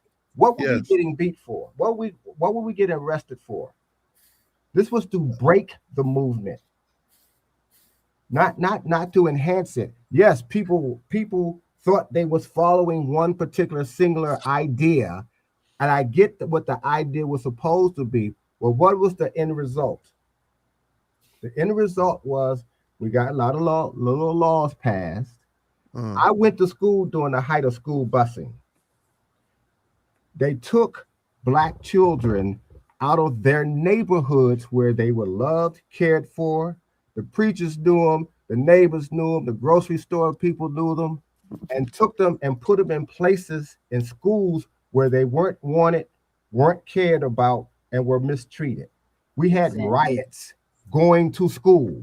If you ever look at a place like Boston, now, and you got to go to school, tell me how much you're going to learn when for 2 years straight you got to run through a gauntlet of bricks and bottles just to go to school. And you got to have armed guards just to go to school. And you're going to get mistreated by the teachers. And they don't care if you were smart in your school. Here, they're not going to continue to help you develop. See, Boxing Hacker was out there marching. Yeah, I don't. Boxing Hacker. I hear you guys. Boxing Hacker was at the restaurant sitting at them people counter. They pouring all kind of sodas and hot coffee. So if you can rewrite history, you would love to have kept segregation. Yep. And hell yeah. Hell yeah. Go ahead, Dondrick. What's your 2 cents? That's crazy work. First of all, y'all know what that means for the Constitution, though, right? Yo, it ain't your turn, bro. It ain't your turn. You do realize what that means for the Constitution as well. Right? It's not your turn. It's not your turn, Boxing Hacker. Jesus Christ. You're trying to explain to somebody who has no ties to this land, so you're not going to get through to them. I'm just not understanding why y'all keep. I'm African American. You're African. You're African American. I'm Black. This is 2 different things, bro. I'm African American. Boxing Hacker. Well, like I was saying, you actually are from Africa, though. I feel like, I'm Nigerian. I'm pure African. Okay, you're real African American, but I'm American. I'm not from 2 continents. But go ahead. Yeah. First of all, that's wild, man. I don't understand why it's so funny because my family's from Wilmington, North Carolina. They burnt that city down. Where your ancestors from? Bro, shut the fuck up. God damn. You talk too much. I'm sure somewhere in your lineage there's Africans, bro. I'm pretty sure it's Africans in everybody's lineage. That's where life started. What are you talking? That don't mean I'm African American. No, life didn't start in Africa. Life started in Sumer. Go ahead, Dondrick. My family, East Africa, Ethiopia. Probably. My family is from Wilmington. It was too prosperous. We had a bus line there.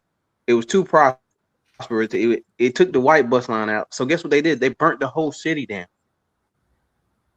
And they kicked all the Black people out because we didn't want to give up the bus line. Then my family migrated towards South Carolina. So it's like, yeah, it's different because when people don't have ties to the civilized, what happened, like people don't understand. The KKK was in the city I grew up in until the 1980s when my uncle then ran them out. They ran the city. So it's deeper than that. Like my family marched. My grandmother and my grandfather, they marched. But they left behind, they told us, don't ever spend your money when you don't stay. And what happened is when we started trying to be with them, we took the money from the community. It was a destabilization. It's a military effort called destabilization. The CIA does it all the time in different countries. Yep. They did that because the Great Depression was for white people, not for the Black people. Yep. Because we didn't have our money in banks. We didn't have our money in other places. We had it in our community and in our home. So they needed us to spend. So what they did, they made it seem like, integration was a good thing. So we could start spending money with them because we were keeping so much money with us that they weren't seeing it. Yep. That's the difference. So glad you told that part. I'm so glad you told that. Because when you talk about the Great Depression and everybody was losing their money. Turn your volume down. You got feedback. Go ahead, Mr. Grant. And everybody was losing their money but us. That happened because we couldn't even put our money in their banks. So when they started losing their money, we had ours. That was one of the ways that we could build. It was 13 basic towns that I can think of. I can't think of all the names. We know about Tulsa and we know about Greenwood that were burnt down, where there was banks, theaters, homes, schools. That was our money being circulated in our community because we didn't lose it during the Depression. So we had cars, we built roads. The one thing we should have had was an army, because that's how they was able to bomb and burn and destroy those thriving towns, because they were thriving. If you see any of the newsreels of these people, these our people during that period of time, there was so much dignity, so much class. There was so much family. Men were going to work at every kind of level. Children were going to school. You were safe because you were with your own. They didn't want us in their towns. They didn't want us around them. So we chose to do for ourselves because we had to. And when they started seeing that, we were doing better because we also had our own money. A plan got put into place to destroy those towns, and any neighborhood and any person who looked like they would have been a leader got eliminated. It's systematic, the stabilization. Central Park in New York, if you don't know, was a town of Black people. It's a park now. Yeah. The Pentagon here in this area of Washington, D.C., Virginia, another town of Black people, gone because they wanted the Pentagon there. When they started building highways, they cut them through Black neighborhoods so they could destabilize them. It was very systematic, but all of these things were done by design. But there was at one point in our lives of Black people, we did because we had to. We created because we had to. And this is what you got to understand. When you destabilize a people who are organized, that's why to this day, when they see more than 3 Black people, if they're not in church, and then they started bombing the churches as well. But when they see us planning, when they see us organizing, they destabilize it. I still cry to this day when I think about those 4 little girls that were blown up in the church, because that's what they were doing. And they were making us fearful because they was vicious.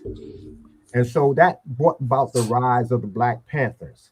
That brought about the rise of SNCC and CORE, because they were afraid of the Panthers, because now we're using the same laws where we could have guns. Now they were scared because we're talking about fighting back. So all of those things that took place all at the same time is what shaped us today. And so some of those same problems still exist. Like I said, I went to school during the height of school busing, and I've been on panels where people were just angry when I said you took a whole generation of kids out of the places where they were thriving and growing and sent them somewhere where nobody cared about them. That make no, but I mean, and that's what I'm saying, Mr. Greg. That makes sense to who? Because Boxer Hacker keep up here talking about some equality. So you want me to you want me to go somewhere, quote unquote equality, to be mistreated and handled poorly because they don't want me there? That shit don't make sense, Boxer. You have a choice.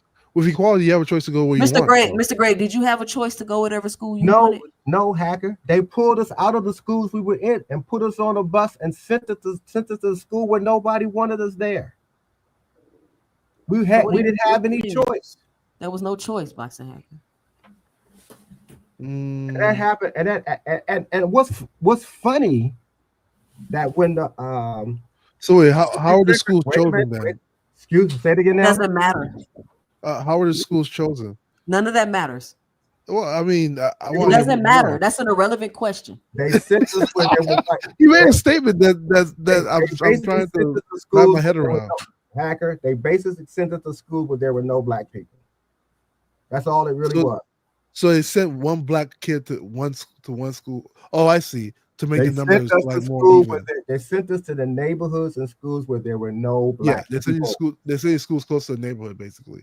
No, we weren't close to the neighborhood. They took them out of the schools close out to of their our neighborhoods Hacker. and took them way out the way to go to That's school. what it was called, school busing. We were bused to schools out of our neighborhood where we had no connection. See, when you're in your own neighborhood, you're connected because the neighbors know you, the businesses that's in that neighborhood know you, your church supports you, the grandmothers and aunties who live in the neighborhood, they know everybody. They know little Greg. Hold on. Boxer Hacker, I gotta put you in timeout, bro, because this is diabolical work. You sitting up here trying to defend segregation, my nigga. I mean, integration. Like, it's crazy. He doesn't get it, and a lot of black people don't get it. There are people who, like I said, I've been on. Yeah, they got a big ass statue of white Jesus in Nigeria. You got to think who you talking to. Shout out to Randall 700. Hold on, y'all. Shout out to Randall 700 with the $4.99 in the super chat saying absolutely nothing just to put it in. Boxer Hacker, listen. Whether you believe, whether you believe what we're saying or not, it's all facts. Yeah, no, I'm not disputing.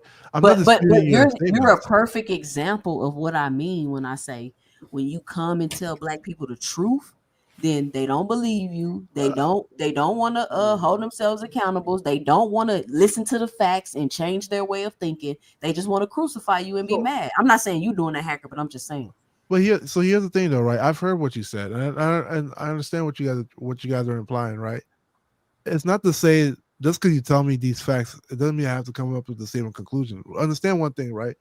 What these arguments you guys formulate, I've seen it even in Africa, even in Nigeria. They're segregated by tribes, because people like to segregate, and then what's wrong with segregation though? Why is that a negative thing? Because here's the thing, because you've been programmed to believe that. No. So you asked me a question, right?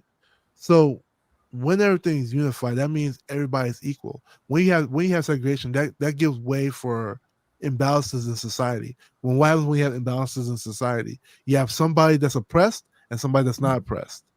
And so let me ask you a question. Wait, and I want to preface this because so you guys look at it from the United States view, right? I've seen what happens in the United States, but I also see what happens in Africa. Like in Rwanda, remember Rwanda had one of the most nastiest genocide. It was the Hutus and the Tutsis, right? All because of what? One side felt like they were being oppressed, right? Because of inequality in society, right? But when you have a society that's equal, you tend to get away from people being oppressed because I can do what at the end of the day I can still go to a black business, but I can also go to this business or I go to that business. Can you name me a society that's equal as an example? I mean, we strive to be equal in the United States now, right? So when was the civil rights movement? What year? I don't remember the year. It's like in the 62, 63, somewhere around there. So it's 2025. How much better off are we now with the equality and all of that you're talking about? I mean, I think we're a lot better. I don't know. We're a lot better. I think so. We just had to have BLM. How are we a lot better? Yeah, so injustices still happen. Society is never going to be perfect. There's other things that affect society. Economy affects society. So how is the state of the Black American economy? You saw what? How is the state of the Black American economy now versus as it was before the civil rights movement? How is the state of the Black American equality?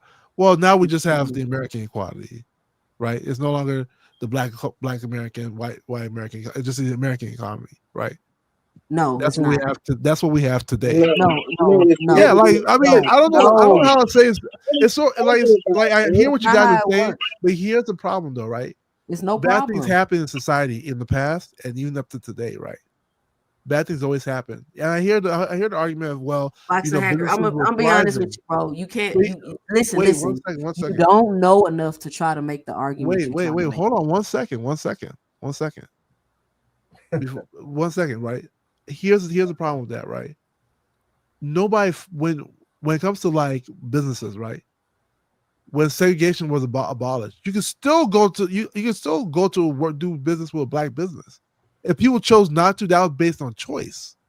Where were they now? getting But the difference here is like you don't want those people to have choices, so they have to go to the black businesses. So boxing hacker. If so my like, bus, I don't know if that's actually better. Listen, freedom to me is better always. Listen, freedom of choices to me is always freedom better. is better. Freedom of choice is always better. Yes. Do you know what free means, boxing hacker? Yeah. This might be too deep for you. I ain't gonna even go there. But my question, what I'm gonna say, I don't know where you want to go. Niggas better fight to be of no value. But important. listen, this is what I'm gonna say. Yeah. If the bus lines closed down and the taxi line closed down that my husband's family owned, what choice? Where was the choice? The choices were eliminated. Why did it close down? Because people stopped going there, right? Black people wanted to go ride the white people bus because Rosa Parks sat her dumb ass on the bus and staged an event to make everybody think that shit was cool. Let's do a study real quick. Those black people chose to do that, right? They chose. That's not the only at the end of the day, if we're being they didn't all just choose, they were forced to. I gotta put burnt down. There are things that he's just not seeing. The bus lines were their routes were cut. See, I could ride. For instance, I could ride from, just use an example, from my neighborhood anywhere in the country on my bus line, on my bus. But when those routes get cut, that the black buses couldn't go here, couldn't go there, you're limiting, hacker, where you can go on your bus line. If you have a restaurant, you still have to get supplies, you still have to get licenses and so forth. Okay. That gets stopped. When that gets slowed down, where I can't get the foods for my restaurants, when I can't get the equipment for my restaurants, my people still need to eat.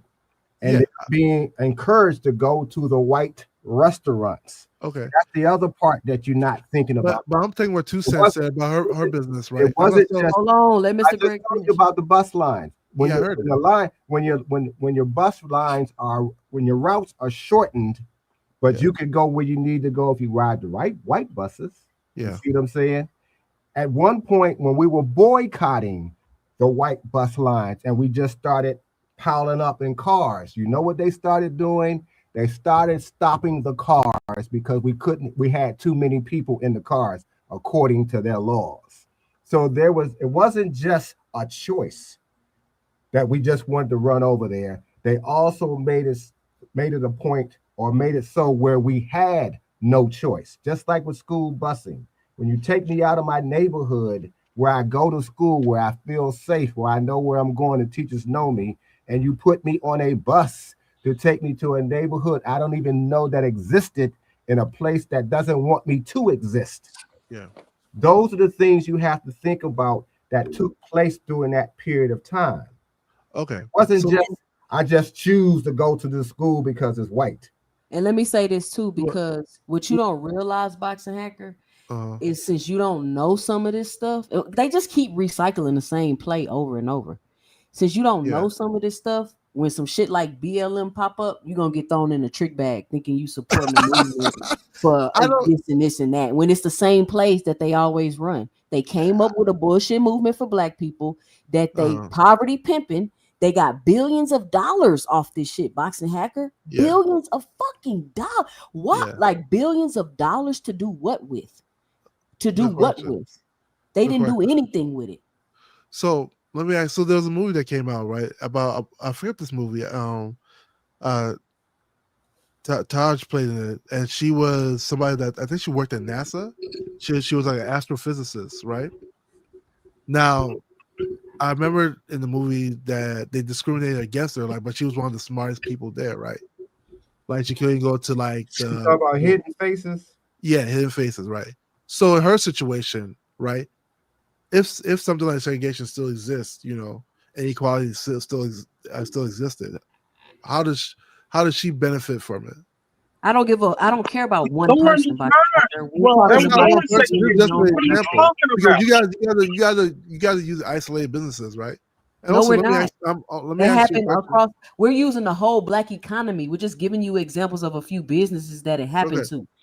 Okay, and I'm gonna ask you another question. Too, sir. You said that your husband's family's bus line, railroad line got closed, right? Taxi service, yes. Yeah, taxi business got closed, right? Yes. Okay. because people stopped going to them because they wanted to go to like white businesses, right? Correct. Right. Correct. I'm gonna ask you a question. Was that by choice or was it by force? It was by influence because of people like you who thought that shit would be a good idea. Did they choose to do it? Like, were they forced to do it? Like, this Boxing Hacker. In some communities, yes, they were forced. Yeah, some I mean, they weren't. influence. We can argue nature versus nurture all day long, right? You will never I'm understand asking you. Boxing Hacker, you'll never understand because you're not connected to it. So you're gonna their own free will. see it from opinions that you don't care. Wait, hold on. Do you have a car hacker? Let her answer. I just want to know the answer to that. Did they choose it?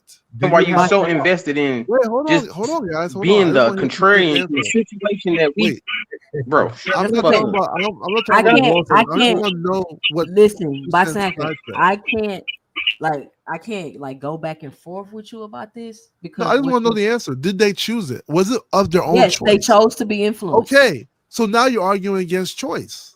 They chose to be influenced. Yes. Yeah. Okay, but they choice happened, right? So your argument is anti-choice, right? You don't want them to have the choice to do anything else. Therefore, they go to the That's what your true argument is. This boy is silly. No. Let me just say this. Let's be real about the situation. Let's be real about everything. You know, You're the one not being real. Let's not sugarcoat it. You're arguing against choice. How are you? Hold on. How are you? Because nobody was forced. Boxing Hacker, how are you arguing with us about shit you don't even know? You didn't even know. You didn't even know about any of this until we just told you.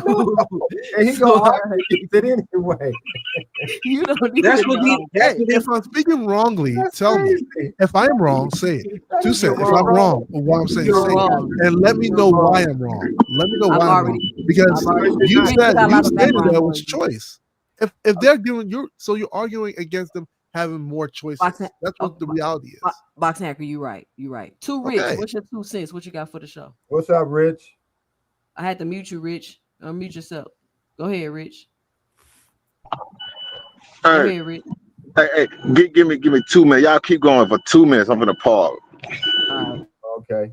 Man, listen, y'all got me up late night, 2:30. Hold on, if y'all enjoying the show, y'all support the channel. It's 2:27 in the morning, and I'm up trying to school Boxing Hacker, and he's being and he's laughing, and he don't know what the fuck he talking about. This is crazy.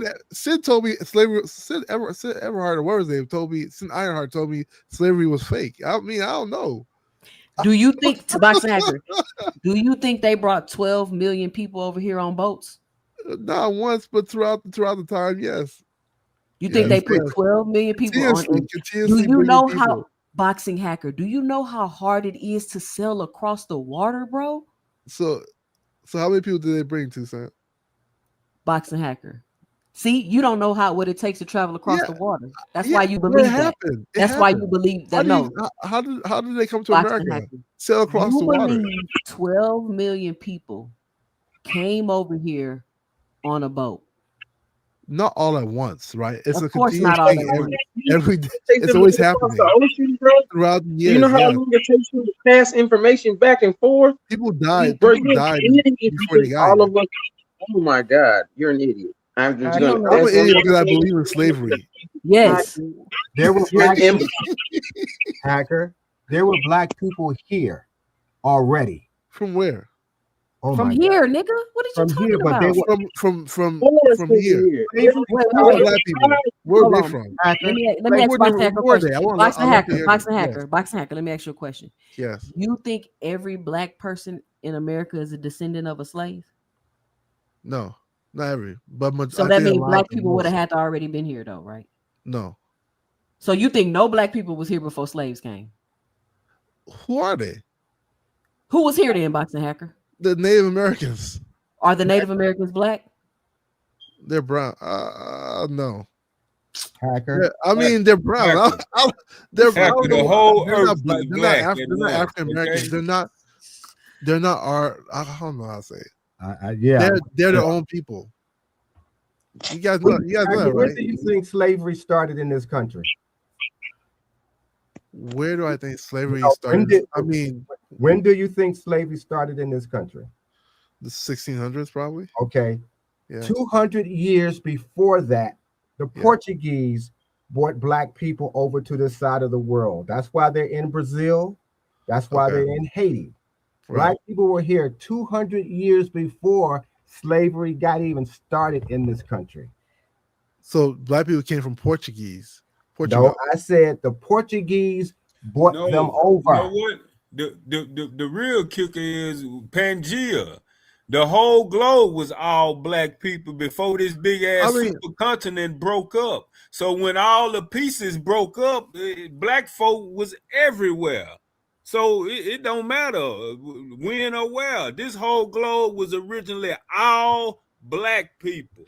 So hell yeah, we was here before they brought the few on boats. It was impossible to bring 12 million people, 200 slaves at a time.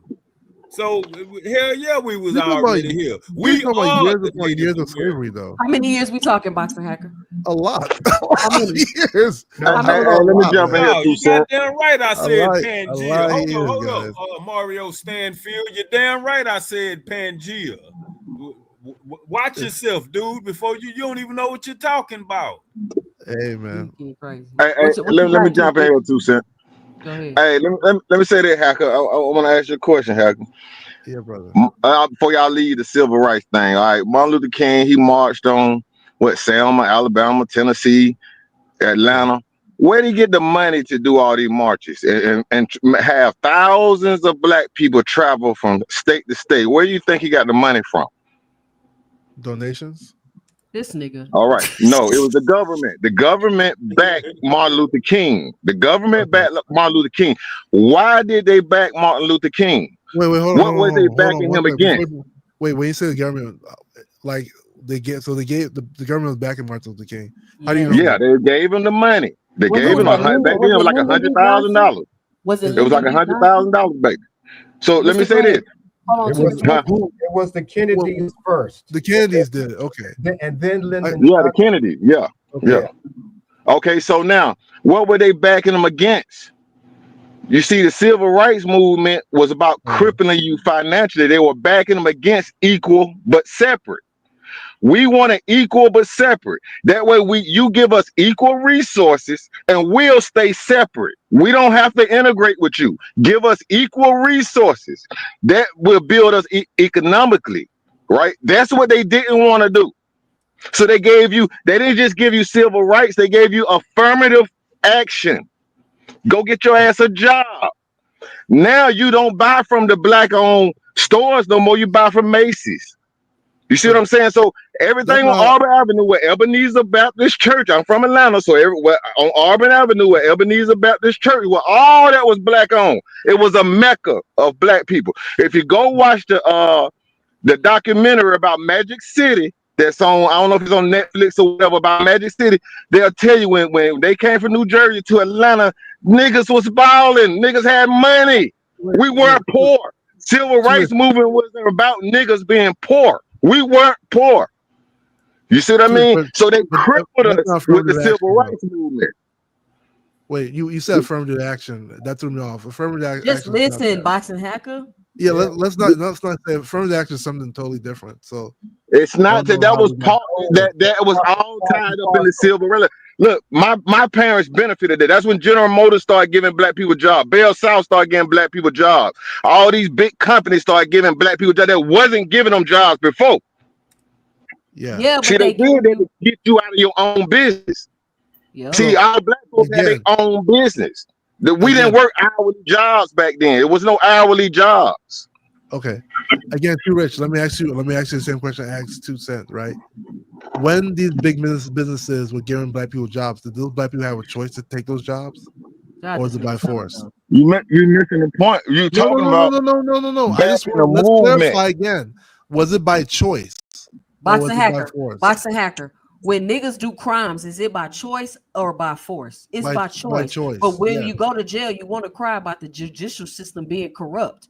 but nobody forced them to commit a crime. So I don't want to hear shit about corruption in the judiciary. I don't want you to hear that you feel some type of way about a 14-year-old shooting 2 police officers and then getting 30 years or life in jail and being tried as an adult. No, it's not an injustice because he had a choice. He did not have to shoot those police officers. Yeah, but there's still a justice system. Then like, nope, it's based no on injustice. The justice system, you say it's injustice. No, Boxing Hacker, you don't get to do that. Go ahead, Too Rich, finish up.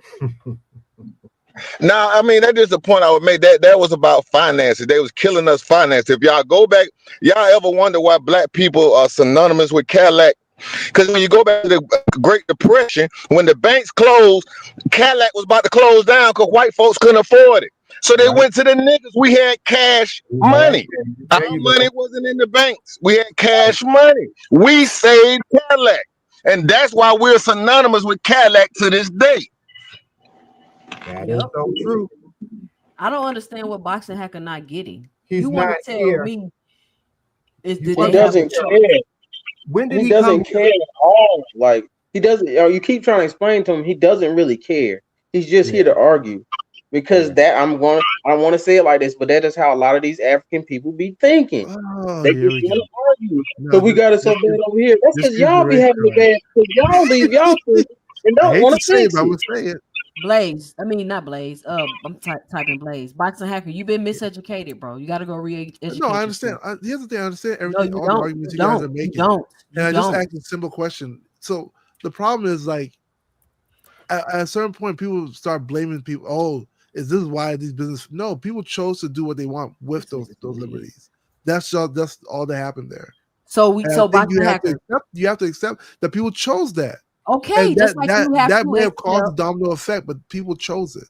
Just like you have to Why accept do you think that they people chose choose, but you have to accept that people choose to do crimes, Boxing Hacker, and get themselves wrapped up in a fucked up judicial system. So I don't want to hear shit about changing the judicial system because you shouldn't be choosing to do crimes. Yes, yeah, but then okay, boom. I don't understand the correlation, but the correlation is they have a choice. Hey, Hacker, the last thing. I hear you guys. So understand one thing. I grew up in the United States, right? I also, I'm from Nigeria. Wait. I grew up in the United States. Where? Here, where you're at. Where here? Where here? What part of the United States? Washington D.C., Maryland. I grew up here. In what year? From the 80s. Oh my God.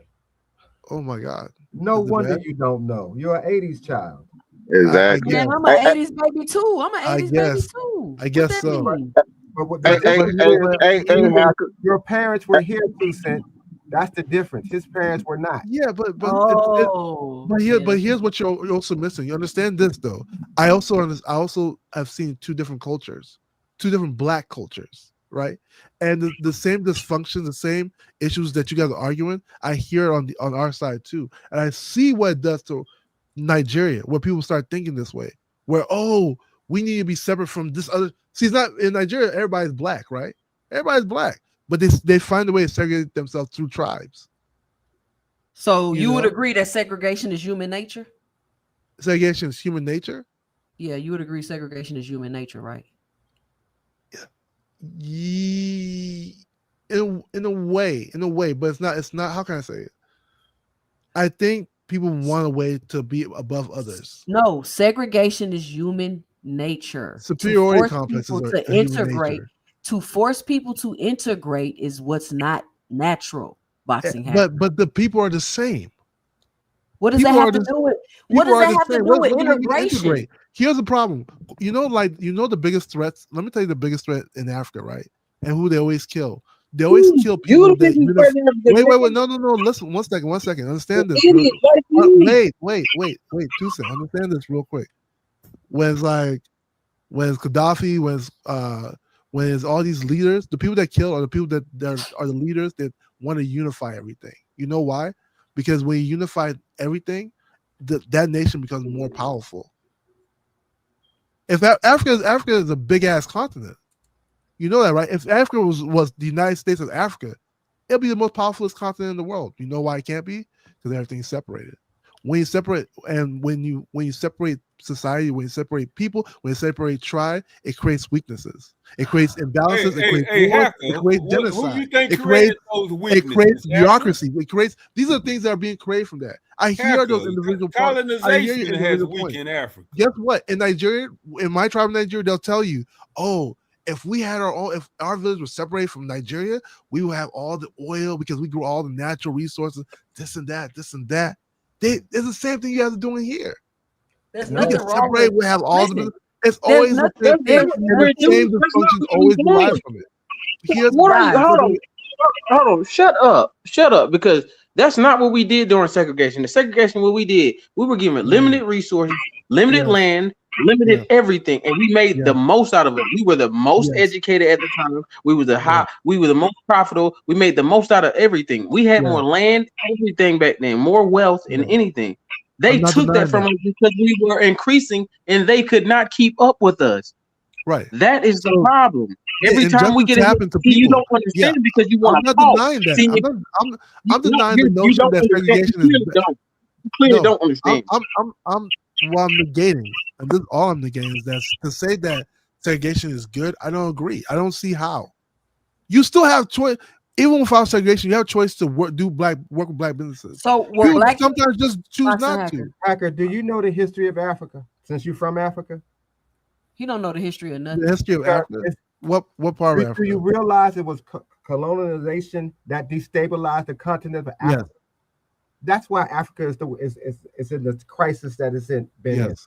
It's not because of the Africans. It's not because of the tribes. Both. It's because the United States, Great Britain, France, Belgium, Spanish, Belgium came over and has destabilized the continent of Africa for the last 500 to 600 years. It's both. And it's not just that is not just based on colonization that Africa had problems. No, it's both. You don't know what would have happened. It's both. It's 100% both. 100% both. Listen, it's not just colonization. There's nothing wrong with people staying within and doing businesses within their own community. Yeah. And you've only been programmed to think that segregation is wrong. You've only been programmed to think that. No. Here's the thing: you have the right to. You still have the choice to do. Today, if you wake up tomorrow and say, "I only want to do business with black businesses," you have that right.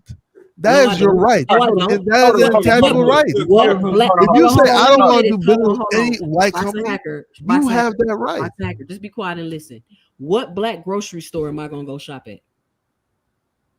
What black mall am I gonna go to? What black car dealership am I gonna go buy a car from? Start one. You have the right. With what it's funding, choice. Hacker? It's all choice. Funding? With what? With what funding? How you gonna start war when the damn big three got to? Like, I know nigga that design cars. So let me ask you: do you guys think there are no? You guys know they're black. When all the corporate money is Boxing Hacker. Ford and GM make tanks, nigga. Boxing Hacker. How am I gonna start a car dealership if GM ain't gonna sell me no cars because I'm black? How am I gonna start a car dealership if Toyota ain't gonna sell me no cars to sell on my dealership because I'm black? See, you keep saying all this stuff like, oh, just go start one, when it's so many layers and the shit is deeper than that. I can't go start no grocery store.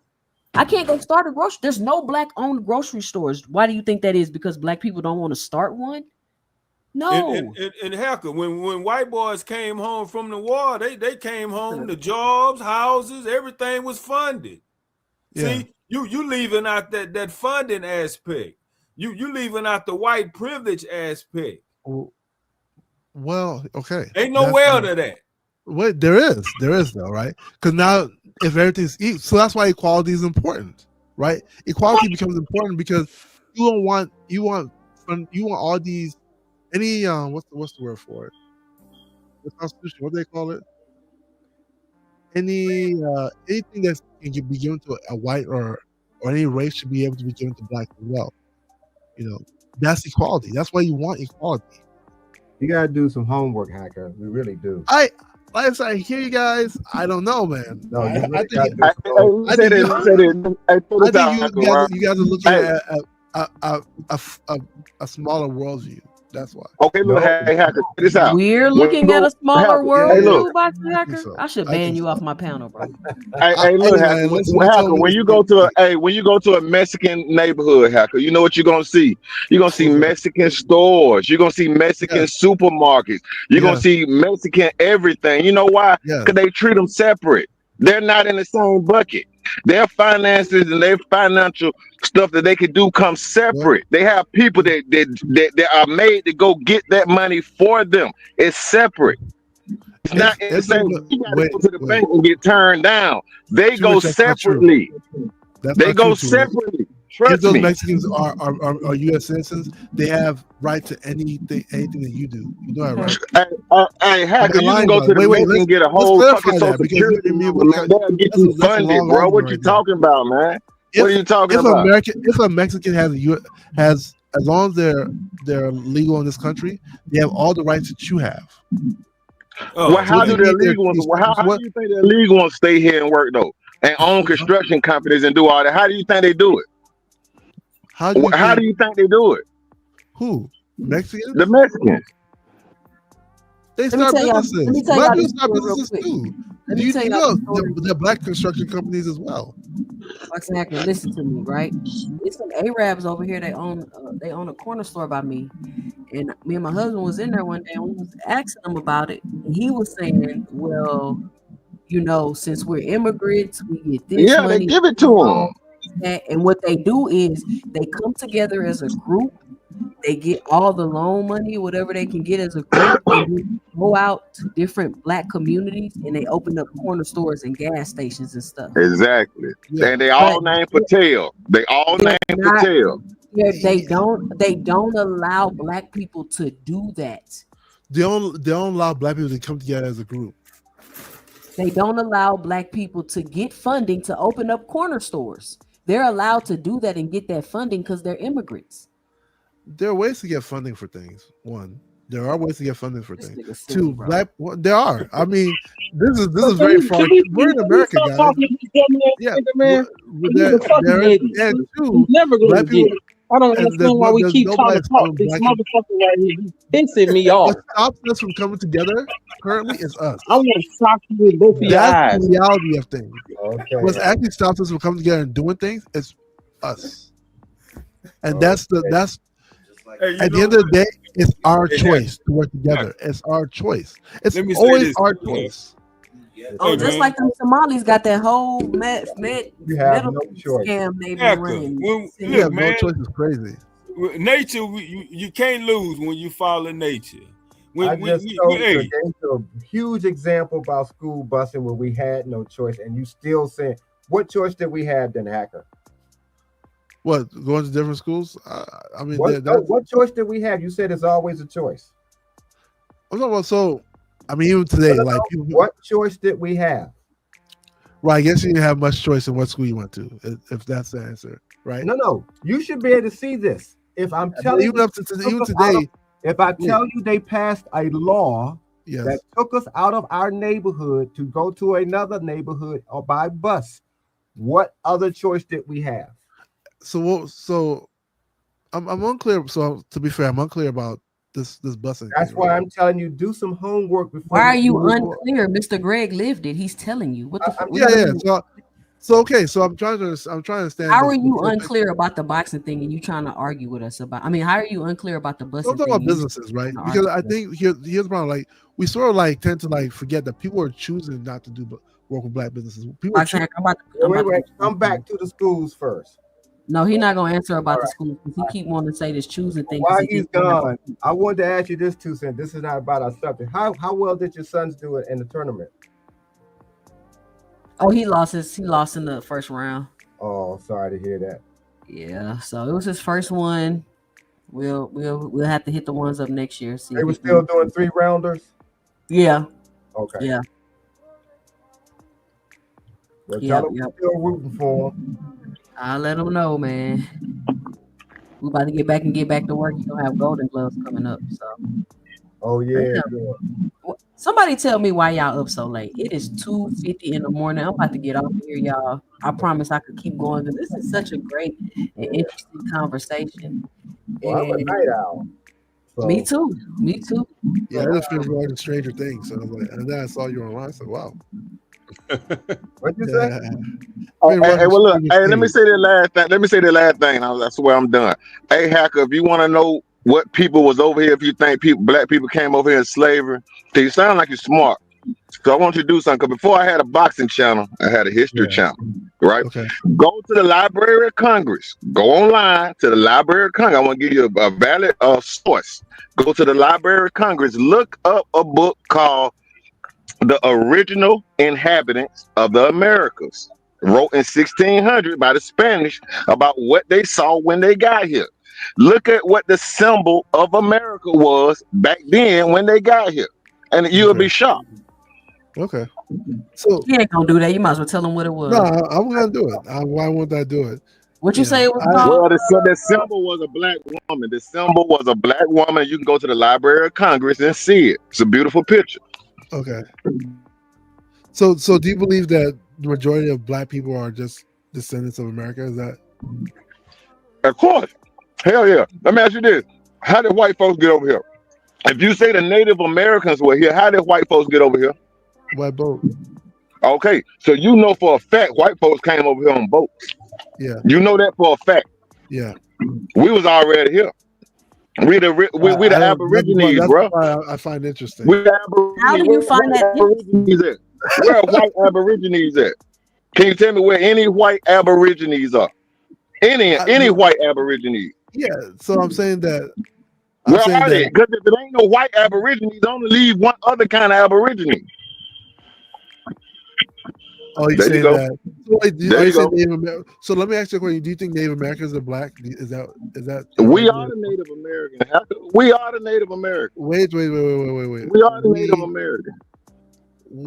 Them Alaskan people they ship here. Go do your history, man. Look and see who they shipped here. I think look at all the people they shipped here, and then ask yourself what they look like. You just call them Indians. You'll see what they look like. I see what Native Americans look like.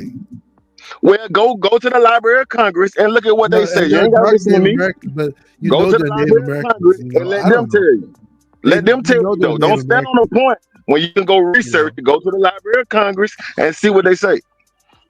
Now you know Hacker ain't gonna do no research. He won't even research. I'll do it. I mean, I just Hacker, you didn't even know I think that I actually believe that Hacker, you can't even you really don't even this argument is above you. Like you didn't even know the Rosa Parks things was staged. Like you didn't even know that. I mean, you didn't even know that was staged. That's crazy. Staged, I don't think it was a bad thing. You know, even if you say it was staged, I think it's still a good movement. You don't think something? They only used her because she was fair skinned. The first one to do it was a dark skinned woman. Boy, Jesus. Yeah, you gotta say she's not the origin. She's not the original. That's fine. I still think I don't think it was a bad movement though. You know, pregnant. Saying the hate, you know, like she wanted somebody to. Say he's talking about Iva Van Sertima. He popularized the theory of black people in America pre-Columbus. That ain't no damn theory. It's a theory, like, yeah. why Okay. do people think black people wasn't in America before Columbus? Where was The we at? majority of them came from slavery, you know. No, they did not. Oh my goodness. The funny thing is, they think Columbus was the first one that came here. How you gonna discover America when it's people already here? Yeah, I mean that's of course we've learned that can't be so, right? But so you know who Americus Vespucius is, right? Who? No. Americus Vespucci. No, who's that? He came here before Columbus. Where's he from? Spain. Spain. That's where America is named after, not Columbus. My God. Look at the first American president. And he wasn't George Washington. You gotta do some homework, man.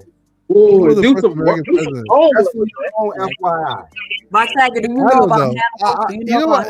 Let me ask you something. How many of you guys actually do like do you know about Hannibal? Your family lineage, huh? Do you know about Hannibal? Who Hannibal is? Hannibal Barker. No. This why you don't understand what we're talking about, Boxing Hack.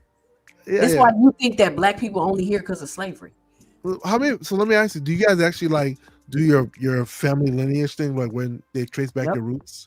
I've gone and back. What they say? You're Native American.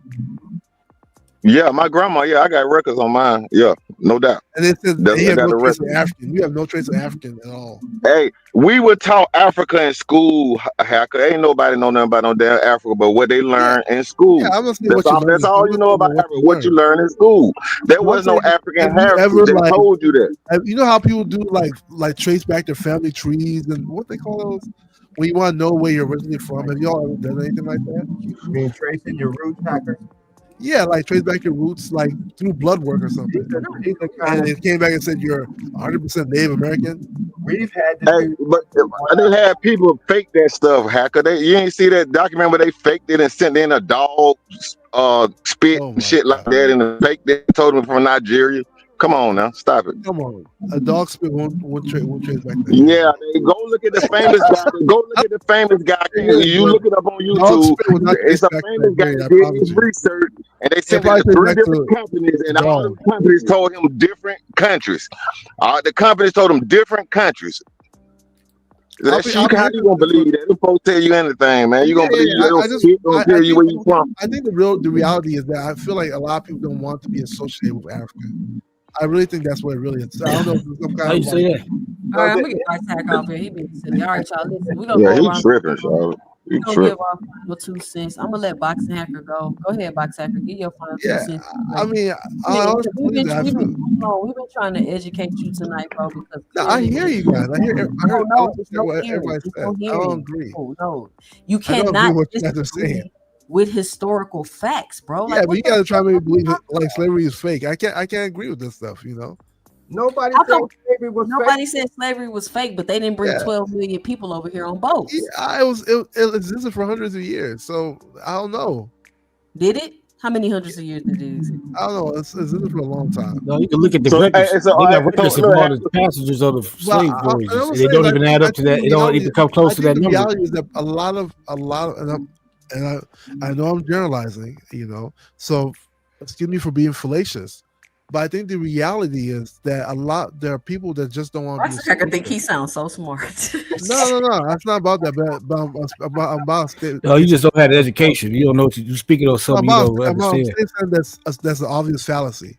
But like, it's not. Africa is such a vague term. Like Africa is such a vague term. Hold on. Okay.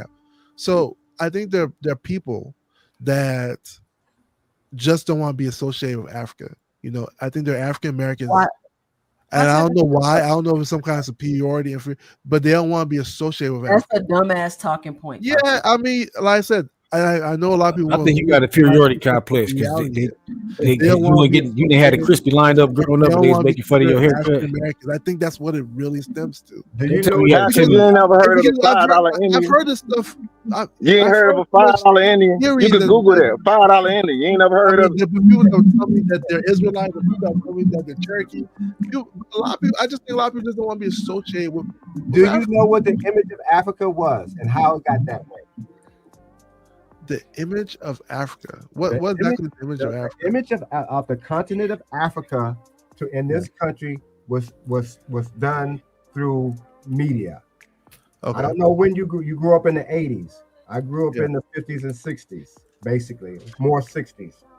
Yes. What I knew about Africa doing at that period was what I saw on TV.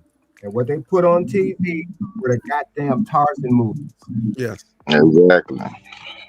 Yes, I agree. Man swinging through the jungle and stop elephants. A whole tribe scared of him. They couldn't speak English. They couldn't even speak their own damn language. They were savages. Yes. But the white man came and showed them the better way. Yeah, and that's wasn't until I think the late 70s when they showed the movie about when the Zulus whooped the asses of the British. I think it was called I forgot the name of the movie. Shaka Zulu. No, not Shaka Zulu.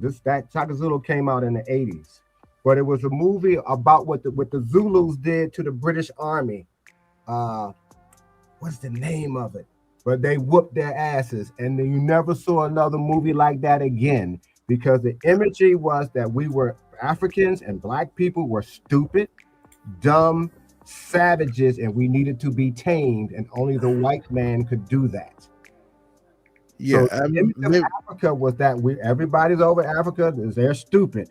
They're out in the jungle. They don't have anything modern. They don't have any technology. This is the image that was put out by Africa and still is to this day. There's just now people now travel and we got the internet and we see that not the trait. And I agree. I think that, and it's both sides, because like when you're in a different country, you watch the movies about Black Americans, you hear the same notion of like, oh, Black Americans are like either lazy or criminals and stuff like that. Exactly. You know? Yeah. So those stereotypes are perpetuated. I'm not denying that. All right, y'all. Look. It's 3:00. I gotta get up off of here. Man. Oh shit! Yeah. Okay. Yeah, I think you were just wilding. So I was just making sure. I think you were wilding a little bit. Let me say this. Big Dog Willie say slavery did exist. The transatlantic slave trade was a real thing. I want y'all to go look up. Seriously, I want y'all to go look up how to fucking sail across the ocean. Go look up how hard that is. And we're talking about them doing it back when. Yeah. People died. Them boats they blew up in Venezuela, they can't even get to America, nigga. It would. They can't even get to America from Venezuela in them boats they blew up. It's a dark history, you know. It's a dark history, but a lot of history is always dark like that. Ocean and wooden ships. Come on, man. Box Hacker, you gotta listen. You gotta sit on those boats, guys. It's not like everybody just made it easily. You haven't critically thought about what they've told you. You just accepted it.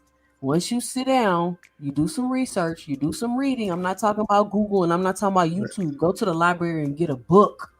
Get some real sources. We're not making this stuff up. We're telling you, Boxing Hacker. None of it's conspiracy. None of it's a lie. And none of it's what we think. It's the truth. This is historical facts. And the reason why we won't get ahead as Black people and we will always be in conflict about shit. Tell a Black person it wasn't 12 million slaves. They get mad. No, it wasn't. Why y'all wanted 12 million Black people to be slaves so bad? Why can't you accept they got taught by the oppressors. You know, why won't you accept the fact that you've probably been lied to about this stuff? I'm telling you, everything you've learned in school, in books, in history, it's a fucking lie. But to say now, understand when you say probably right. That means that you also be wrong, 100%. So, all right, y'all. Thank everybody for joining me tonight. 2 cents after dark. Y'all know it go down over here. We have great conversations. Listen, I really enjoy my audience. I have a very intelligent audience for the most part. They know a lot of things about history, and we're able to have these type of conversations like this. I absolutely enjoy intellectual conversations like this. But shout out to everybody. It's 3 a.m. in the morning. I'm not finna go through the panel. I'm about to let everybody go. Shout out to even Boxing Hacker who refuses to accept historical facts and truth. And I'm gonna just say this one thing. Shout out to the truth. Y'all gotta learn history. Otherwise, you will continue to be thrown in these trick bags when they try to poverty pimp you and race hustle you and play with y'all emotions. When I started learning all of this stuff and figuring out all this stuff and doing all this research, there was an emotional disassociation with all this stuff that I be seeing going on. And I'm not saying it in a bad way. I'm saying it in a way to where you start to realize and see agendas and what things are being pushed. And you don't feel, you're not in the uproar every time something goes on. You don't get caught up in that fake outrage cycle. You hear what's going on, you have your opinions about it, but you're not attached to it because you understand underneath all that, there's an agenda being ran. There's a psyop, it's a psychological game being played on me. It's some emotional manipulation going on. Like, y'all have to realize that this stuff is going on and these people are draining you. They're draining your attention. They're draining your focus. Every other day, you mad, upset about something. Boxing Hacker on here talking about equality. That's a false god. We will never have equality. And if we do have equality, everybody gonna be equally broke and poor. So if y'all keep wanting equality, understand that you're pushing for everybody to be broke and fucking poor, because people are not gonna be equally rich. People are not gonna be equal and have the same great resources to be able to thrive and succeed. That's not how this shit is gonna work. So if you want equality, understand that you are pushing for people and everybody to be on the same level, which will be broke and fucking poor. But thank everybody for joining me tonight. And listen, if you don't want your host all in the videos, cussing you out, kicking you off the panel, leaving you in the background. Come on over to 2 Cents Boxing, where we talk everything boxing, history, and whatever else we want to talk about on 2 Cents After Dark. But stay tuned for my 2 cents in the next live.